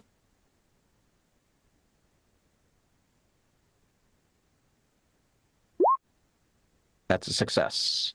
You learn that Idris, the king of Cornwall and Brittany, which is northwest France, has assembled a massive fleet and is invading Tintagel. And specifically, it sounds like he knows where the tin mines are and is looking to conquer them in the local area. He has come not like Kendric has come to like settle in one area. He has come to conquer all of England.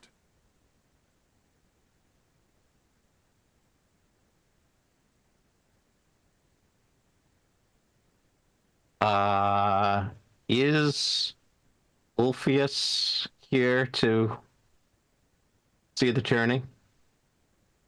No, Sir Ufo is here, though. He is okay. Ulfius's representative. Yeah, I don't...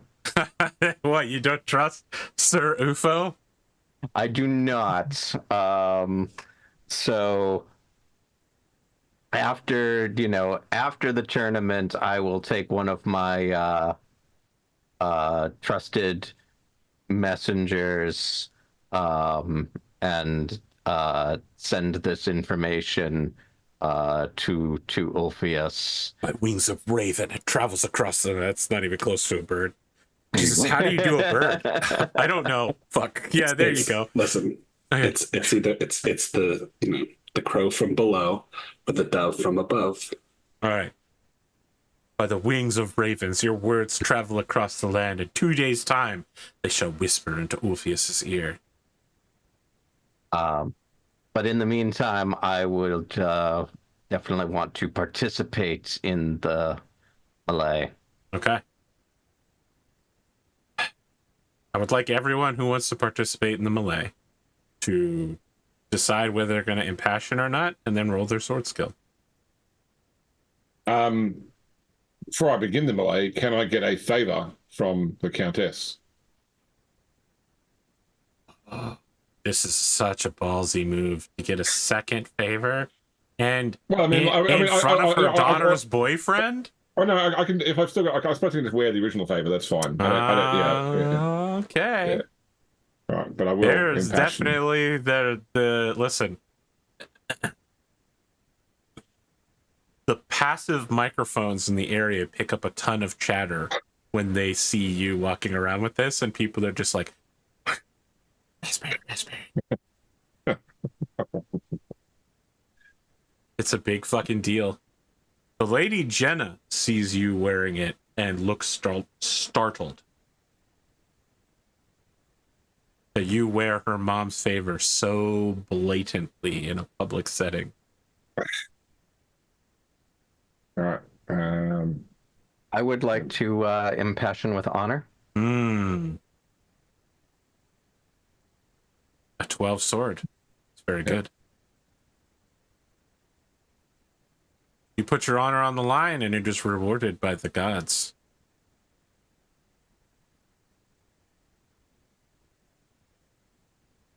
Ooh, nice.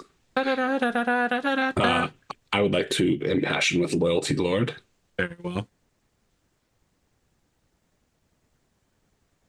You dedicate your victory to the Countess as you charge into a teeming mass of peasants, sergeants, and other lords like yourself who are all beating the shit out of each other with wooden sticks.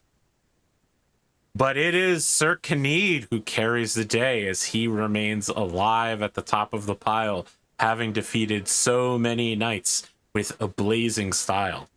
Sir Kyned, what is it that you do to end the battle? What's your final sword move? I think it is Kyned has a only like 500 years too early for this, but he has a bastard sword as the bastard that he is. Does he fight reverse grip? I was gonna say fighting reverse grip with a bastard sword. No. So you're describing not fighting is what you're doing. So he's been sword and shield this whole time, and at the end he throws his shield down, puts the second hand on the sword and just wallops. I know that the traditional bastard sword may not exist at this time, but the idea of both large swords and really big sticks still exists. But the hand and a half was the thing that didn't come about to like 900,000 something like that. You dig your foot deep into the mud. You toss your hair back as the sun catches you gloriously. The crowd gasps as your shield just dangles from your fingers and lands in the mud. You dash forward, putting a second hand on your sword, using the Hiten Mitsurugi style's double step technique as you clash, defeating 3 opponents in one swing, winning yourself the victory and giving you 25 glory. Kendric and Gwgan, you get 10 glory for participating.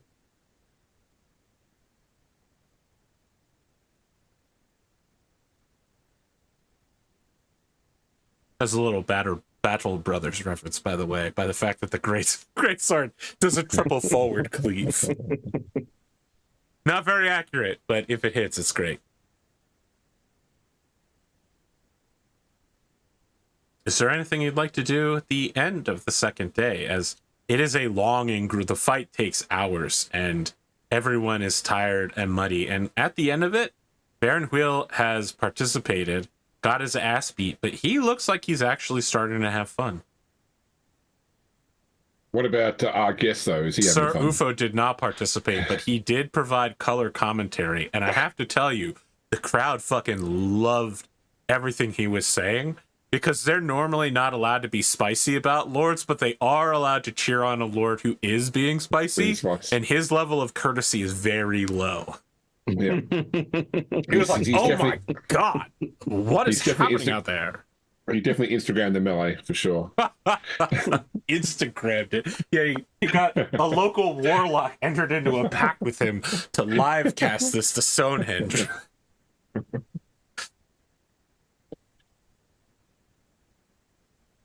at the end of the night, there's a sort of storytelling and like tall tales and fishing stories. And Sir Ufo briefly causes a stir when he talks about how he had someone, one of the pyramid builders from the Nile, came and spoke with his father, and he spoke with that person for some length. And they, when he was very young, took a trip to Stonehenge, and he said to the pyramid builder from the Nile, he said, "This is my people's greatest work of art. Look at these massive stones here." And the person he brought with him says, "This isn't very big at all." And people are like, "Whoa, what does that mean?" And Sir Ufo begins telling tales about things he hasn't seen. Enormous stone structures that's only purpose is to provide grandeur and allure, and to be an impossible to break in tomb which shelters everyone from naught but the gods.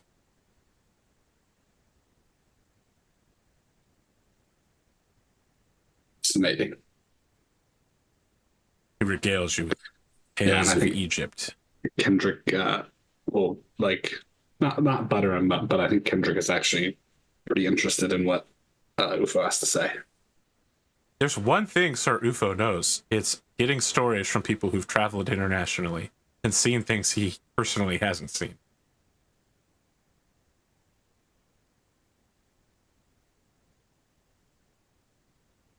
Okay.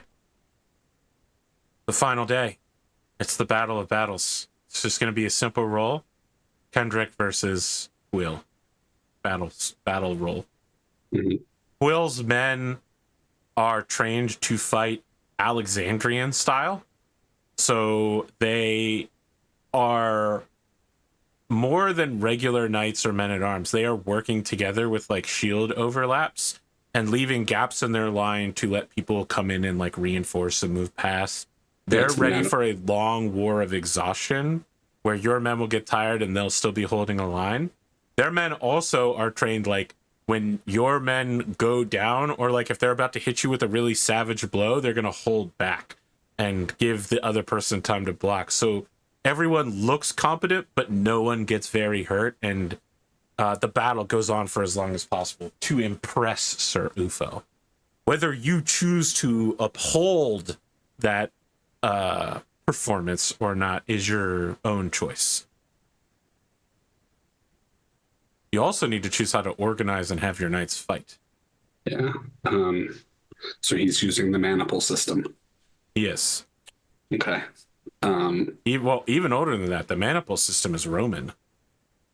Yeah, but he has trained his knights to fight more like a phalanx. Okay. Okay.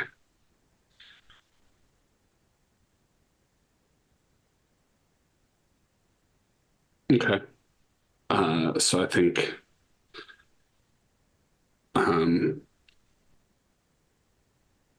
Kendric will fight in the traditional British charge. So he organizes his knights into lances, and those lances into companies into battalions. but like will hit his lines in echelon. So basically like going in. Yeah. Set in like a wing coming in sideways. Yeah. Yes. Okay. Let's battle roll off. He's not impassioning because he's so afraid that he will die if he does so. Yeah. I'm going to impassion. That's very unfortunate for me. I'm going to impassion Loyalty Lord. Okay. Because Well, this is... he just critical, so...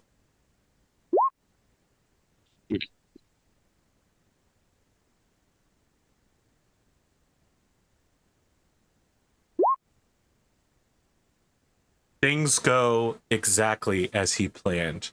He is not the greatest logistician, not the greatest battle commander. He's stressed out and hampered, but all of a sudden, everything he wants to have happen happens. The clouds, it looks like rain's going to come, and then the clouds open up and a god ray shines down on him as he's sitting atop his horse.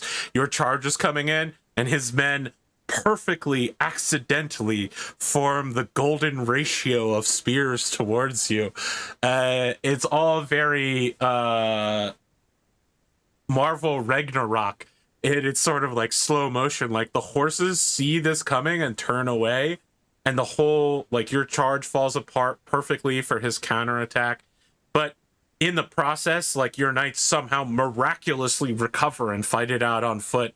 And the phalanx, it doesn't like fail or crumble or anything, but it's like, oh no, we're being pushed back by the Salisbury knights fighting like Salisburyans. Sir Ufo is greatly entertained by all of this, and once again, because he is the only knight in a position to be discourteous, entertains everyone with local color commentary. In the background, we still see is his name Samuel? Hold on a second. Yeah, Samuel the Scrivener moving around, and he's like, but Sir Ufo, have you examined this document? As you can see here, this TH is really more like a reverse D. And if you take the name of Sir Kendric's third aunt along this line matrilineally, you can see there's some relation between Lucius,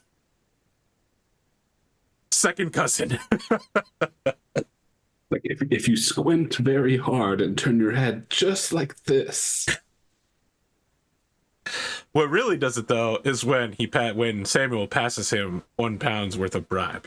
It's like, now if someone of your standing was to promote this legend in London, he's like, oh, sick. All I have to do is talk about how awesome Sir Kendric is? Fuck yeah, dude. Okay. I'll take that as an administrative fee. That is it. You all will receive 10 glory for participation on behalf of Sir Kendric, who will receive an additional 10 glory for gracefully losing. Is there anything you'd like to do on the final day of the tournament in honor of Sir Ufo and his betrothal to the Lady Jenna? It should be noted that Sir Ufo has desperately searched for concubines and whores and has found none.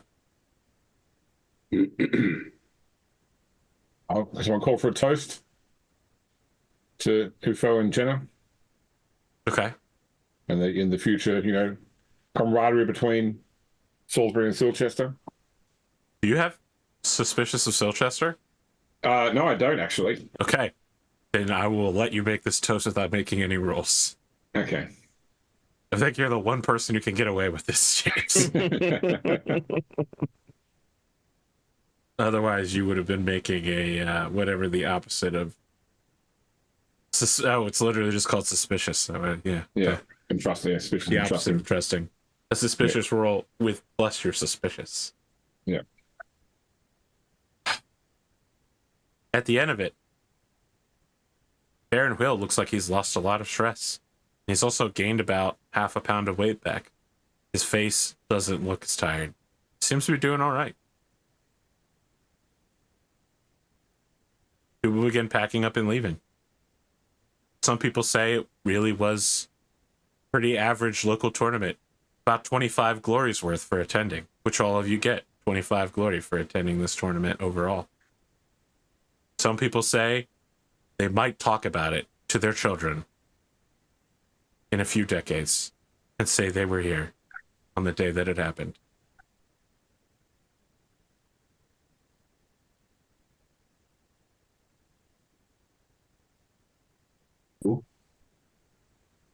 I would, before we all go back to our manners, I would like to get the Order of the Axe back together. Before we do that, I'd like to know how Sir Seath and Dame Eowyn did, how they acquitted themselves in the battle. Okay. I'm gonna roll. They have sword skills of 15. We're gonna see how they stand. The first one is for Sir Seath, and the second one is for Dame. Seath gets obliterated. And it's not just like bad, it's like Yu-Gi-Oh! Kiss Set to the Shadow Realm bad. In the battle, he's at Kendrick's side and he's like, with me! I'm interning for the order of the just fucking knocked from his horse, like toss out of the arena. Like 3 peasants have to get him out of, like, everyone's using blunted weapons and no one's supposed to be taking this super seriously. His armor is like thoroughly dented and will require serious blacksmithery. He's very injured by this. The Dame Erwin is just fine. She participates and acquits herself well. You could say this about Sir Seath. He definitely had passion for this one.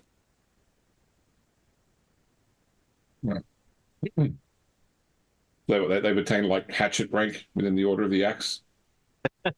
What are the different ranks?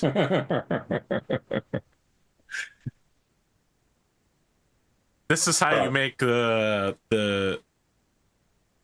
internal administration Byzantine. You introduce different ranks and secret words and rituals in order to rank up and be like, oh, sorry, I can't talk about that. I'm a member of the Order of the Arrow. Look, can I just say that many years ago, I used booking.com to book hotels in New Zealand. And did you just... Wait. Yeah, I just dropped an ad. Yeah, I know. I'm going to have to reset the monetization on YouTube now and say this includes an advertisement. And we had like one really good experience in a particular hotel, and I felt the need to go on and like leave a good review after I did that, because it was a really good experience. And then, like after I did that, I got an email saying, thanks for your review. You're only 4 reviews away from unlocking this achievement. Like the great reviewer achievement. Like there's achievements to be unlocked in Booking.com. How can I get these achievements? That's how you know they've got you, James. When you're trying to aim for achievements. How can we get people to play as Morgan of Halfstein in 867 in Crusader Kings 3? I know. We'll make an achievement that if you just start the game as him, you get an achievement. Now we've done it. Yeah. Gamification. I believe in it. As a marketeer, as a business manager, I use gamification all the time. Yeah, sure. We've all seen Pokemon Go before. All right, sorry. So... Yeah. We want to have a meeting of the Order. Okay. I do. Now, does that include Sir Seath and Dame Erwin? I think the interns have a seat, but not a voice. If they want to. The information that I have to share would be for the inner members of the Order. It would be an executive session. Yeah, they go stand watch outside. Yeah, that's exactly right. They get watch duty then. See, there's like, what do you think they're talking about in there? And everyone goes, obviously they're talking about us. That's why they sent us out. There's no secret information they're sharing. They're deciding whether we're going to be members. And C's like, oh, that's bad. That's bad if they don't want us in there. I messed up real bad, Erwin. And she's like, don't pretend like we're friends. We just met at the tournament. I'm not going to save you.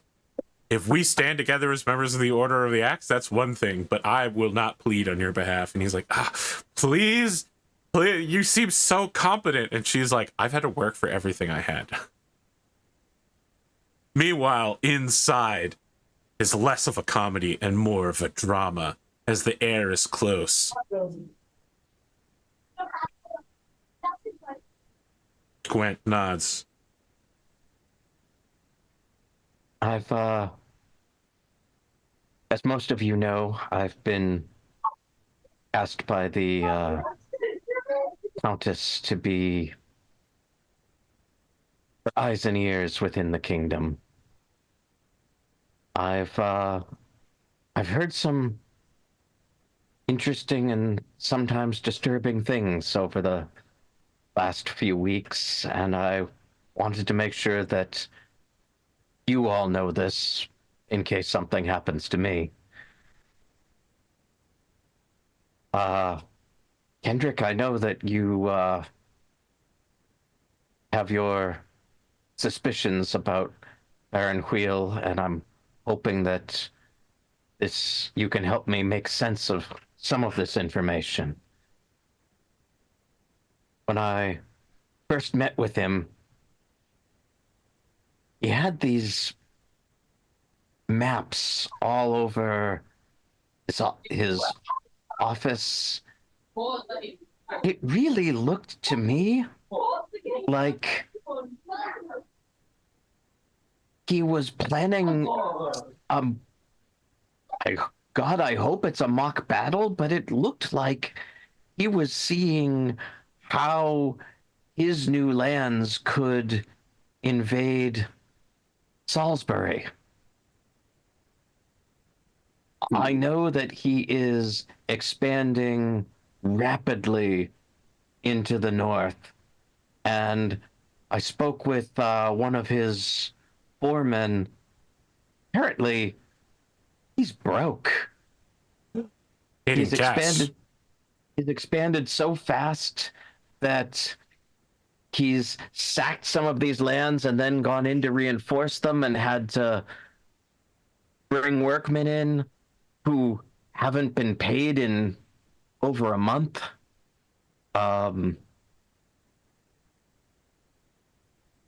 It's a very odd situation. He's definitely also heard the rumors.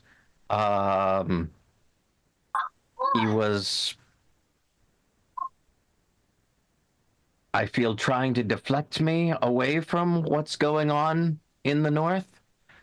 But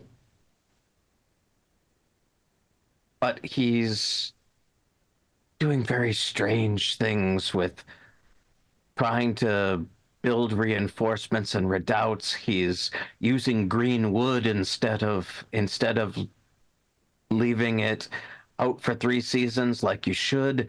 He's putting wood into, he's building storehouses to store wood. Why would you do that? I don't understand.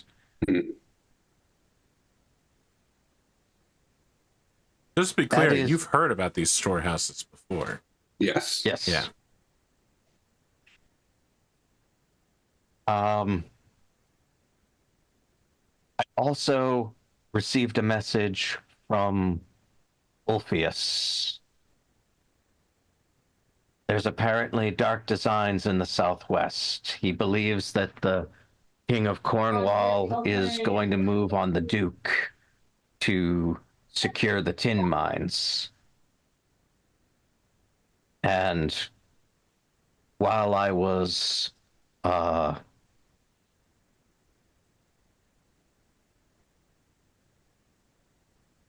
working this weekend, I heard that King Idra has a massive fleet and that his plan is to eventually expand past Tintagel once he has the tin mines to then take on all of England.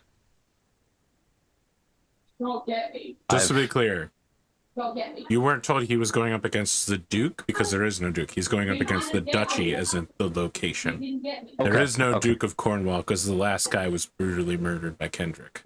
Fair enough. But the King of Cornwall is conquering the Duchy of Cornwall, which are 2 different things. As Gwent will tell me in great detail. He does, again, right now. So, a few thoughts on my side. Let's sort of take those things one at a time. With the Baron's actions, I certainly see a risk with his rapid expansionism and adventurism of stretching his lines too thin. I mean, like all these estates he's taken were someone else's estates, and at some point in time, someone else will look to regain. And let's say they attack him, and his lines are drawn so strong so long that he quickly starts to lose those estates again. Will said attacker simply stop when they've regained all that was lost, or will they see an opportunity in a weakened Salisbury to continue on? Is it possible that the designs he had were not so much his plan to invade, but trying to anticipate an invasion plan from the same direction? That if his lines of defense were to crumble, would that then leave an avenue of attack into Salisbury for which additional defense is required? That I is don't know. I generous I proposition. worry that Baron Somerset is going to get sick of his incursions and raise an army against all of us. I'm just trying to understand what the Baron's motivations might be. If we were to game out the concept that he may have designs on Salisbury, for what end would it be? If you say he's broke, does he need wealth? I mean, Salisbury is not flush with cash right now, given how much we've been paying as tribute to the Saxons. Is it purely for power? I mean, there are other ways to gain power. The Duke is marrying his son into the Duchess's daughter. There is Robert will come of age at some point and will need to marry. There are other ways to gain power than starting a war that would be costly, even more so when you start the war while broke, no matter how much lumber you have put aside. I don't see his benefit in doing so, especially with his designs also upon presenting a strong Salisbury that he had during the tournament. But I agree that we should be keeping an eye on his actions because, say, he could quickly rile those in the north to take action against us, and his defences may quickly crumble. Just taking a moment to talk about Cornwall. I do think that right now, with the nation the way it is, with Britain the way it is right now, we are and we have to be quite focused on Salisbury and the threats that we face. I think it's important we know what's happening in Cornwall, but I think as far as how we respond to it, it would simply be a case of sending word to our allies there, if we have any, to warn them of what we know, if they don't already know it, so that they can then prepare. But I don't think that we can afford to dispatch forces to Cornwall to try and prevent the Gwesi King from... was the Gwesi King in coming through Cornwall, or was that different? King Idris is... King Idris is from Brittany and Cornwall. He's the King of Brittany and Cornwall. Okay. And he's invading the Duchy of Cornwall, which again is a different thing. Yeah, we can't afford to devote forces to fighting Idris. Once again, I've said this before, but it's one thing to say, I've conquered one state, I will now claim the entire island. And a whole other thing to actually do that. The Saxons have been trying to do that now for 30 to 40 years, and they're still stuck at beachheads.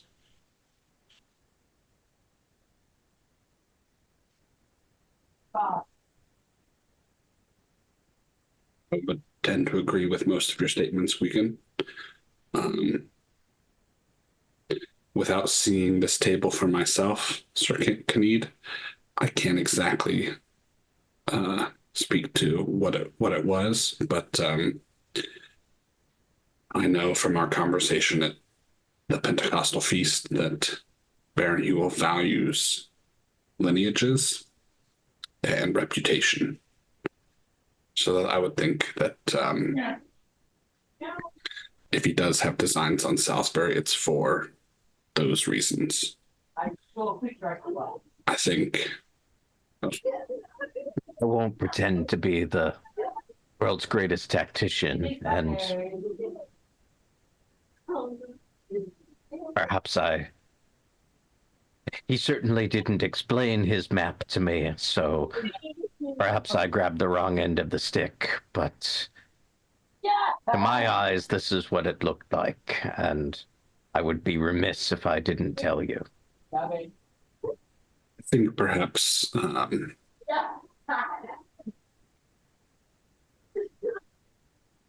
it would suit us well to gain more information of our northern neighbors and what their ideas and thoughts are and what their situations are like. Because if they're like the rest of Britain, they are also struggling. Are you in a position to put someone in his camp? I would say if you know of anyone that either could be in Hugh's land or you know anyone in Somerset, that may be able to give us information. There is. I mean, Titania has her lands are in the northwest, aren't they, as well? Is that right? Southwest, I Oh, believe. southwest. Oh.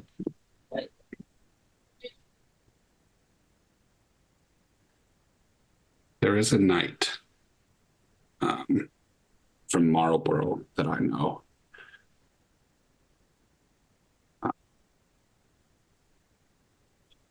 His name is in my notes.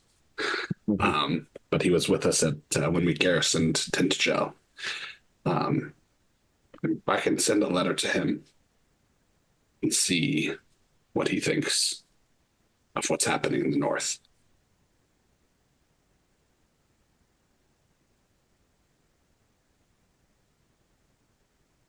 He was from further north, wasn't he? I think I know who you're talking about. Wasn't he from like Esfalon? That's Sir Elaine. Okay, so that's what I was thinking of. Sir Elaine. Yes. Yeah. This is different. Yes, person? he was our garrison commander. Okay.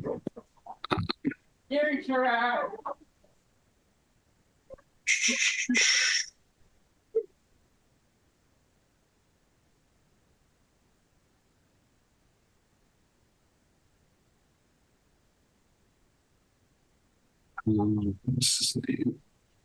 He's desperately going through his notes. Yes, I am. Interesting you mentioned that reputation is a consideration with the Baron. I mean, obviously, he seemed to get less stressed as the event became more and more successful.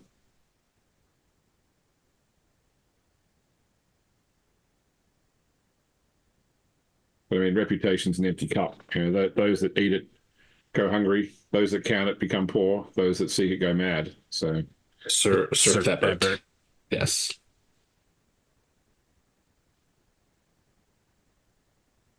So I will send word to Sir Thebert.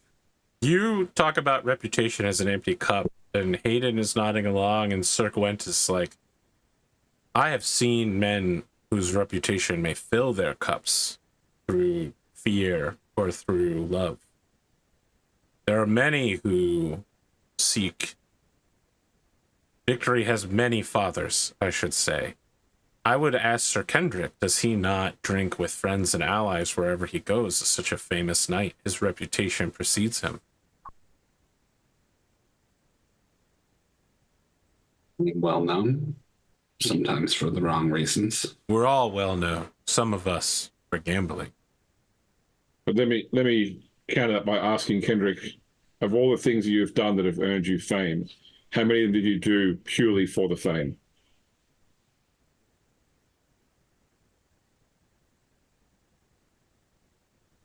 None come to mind.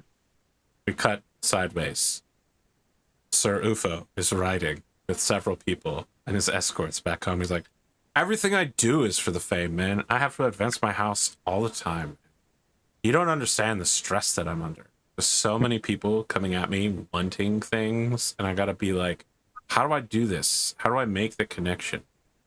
I normally just ask my dad to handle it, but sometimes I have to be a man. I have to do it myself, you know? I can't have someone else arrange my whole vacation to the cliffs of Dover, okay? At some point, I myself have to go there. Someone has to swim. Is it me? Yes. You have to take responsibility for your own actions. Do you understand what I'm telling you?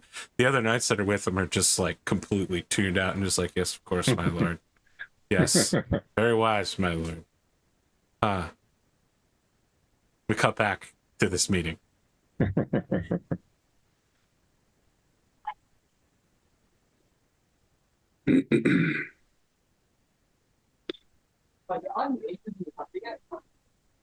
As for the matter of the 10, I think that is a problem for future nights. Gwent just comes in here and says, listen, if Orpheus wants that 10, he can get it himself. We don't have to do his work for him. None of us signed those contracts, and there is no High King. Salisbury can't afford to be gallivanting without orders. I would agree. Plus, we don't even know where the tin mines are, so it'd be very hard to defend them. Fair point, Gwent. Fair points. Anything else we'd like to do this episode? I'd like to invite Sir Seath and Dame Aaron out to spend some time at 100% as they come in. It is like Great British Bake Off or like The Apprentice. They come in at, as close together as possible. The fire is dimmed by Gwent slightly to provide an ambiance. They stand with their hands folded next to each other, waiting to hear from the 5 of you who are ranged on the other side of the table from them. The camera gets like a really dramatic shot. They wait to hear what you have to say. Sir Seath, Dame Aaron. You both are new knights, but these are dire times for the county. I would like to invite you both out to my manor at Pitton to spend some more time and get to know both of you before we make our final decision. All right, you ramp up the tension here as you pass the buck until next episode. And see that, like, yes, I made it to the next. We do the cutaway. We do 100%. We're doing a crossover with Imperium Maledictum. There's a cutaway to him at like the bathroom of this hunting lodge, and he's talking to the camera. And he's just like, "Yes, I made it to the next phase of testing. Excellent. I'm gonna get this internship, no matter what it takes." We cut to a very cool-looking Dame Erwin, who's just like, "I knew I was gonna make it, but the pressure's on. Seath may be foolish, but he's not unskilled. I can't let my guard down around him or anyone, because one of those seats is going to be mine." And the music gets all dramatic, and then the theme song for, Survivor plays. Oh! But then it cuts back to the 3 of us, and we're like, so they're The both 5 in. of Oh, you? sorry, the 5 of us, and we're like, so they're both in, right? Like, we need knights. Our standards are very low. We've accepted 100% of people who've asked to join. The requirement to join is the will to join. I think. Look, I was envisioning a scene with Gwgan talking to Lady Jenna and saying, "Look, I'm not trying to replace his father. I just want to be your friend." Let's not do that scene. Jesus. Wow. You are not ready for that conversation. I'm not ready for it, and you're not ready for it, James. Okay, we're gonna wrap up a little early. I took some shots earlier today when someone told me I look like Zelensky but whiter when I'm wearing this shirt, and I was like, ugh, that's so hurtful. That's so hurtful. Kyned will send a message to Countess Ellen with the information that he has, and especially highlighting. He'll probably downplay based on the conversation that he's had with the order. Downplay what's happening with Huel. That he's still investigating. Hasn't found anything super that he feels like he really needs to bring her up on, but that he is still investigating. But lets her know that what Ulfius has told about tinted gel, and that I've independently verified that, and that our counsel would be, if Ulfius wants to commit his forces to that, that's his business, but we counsel that we should not borrow trouble at this time. Excellent. Ulfius sends you a message. But, oh, no, sorry, you're telling the Countess this. I was like, if you sent this shit to Ulfius, he would be like, great, I didn't ask. Yeah, no. I had already told Ulfius that I knew it was the Countess, and as you were saying this, I was like, great, Ulfius doesn't give a shit.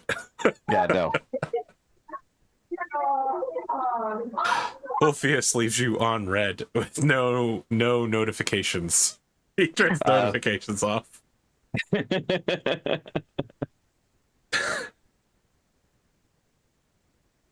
Ah, what an episode. I feel like I was reverse wheeling it. Got tougher the further in that we went. I think I'm tired. I'm actually tired in real life. So yeah.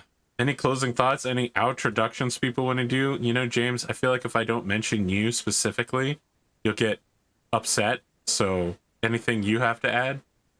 Look, I don't actually get upset. I get even by by calling it out when you forget. Otherwise I'm not really plussed.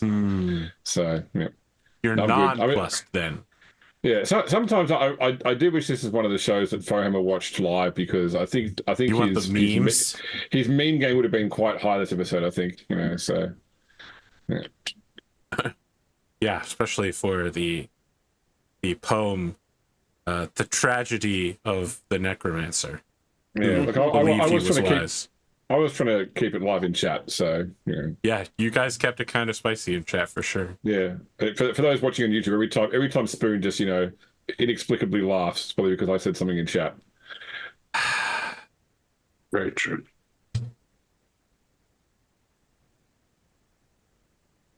Glimo, you got any outro for us? I don't. I'm going to be traveling next week, so there will be no Pendragon next week. I mean, unless you guys are meeting without me. So be back when we'll be back. Gonna give me time to read up on the Forests of Ard. We'll have Imperium Maledictum tomorrow, so stick around for that. And we could be recording an episode of Oath of Enosteel. It's possible. It's really up in the air. And if we do record one, we won't be back for like a month and a half after that, so it's not canceled yet, I swear. You know what, guys? Have a good time, though.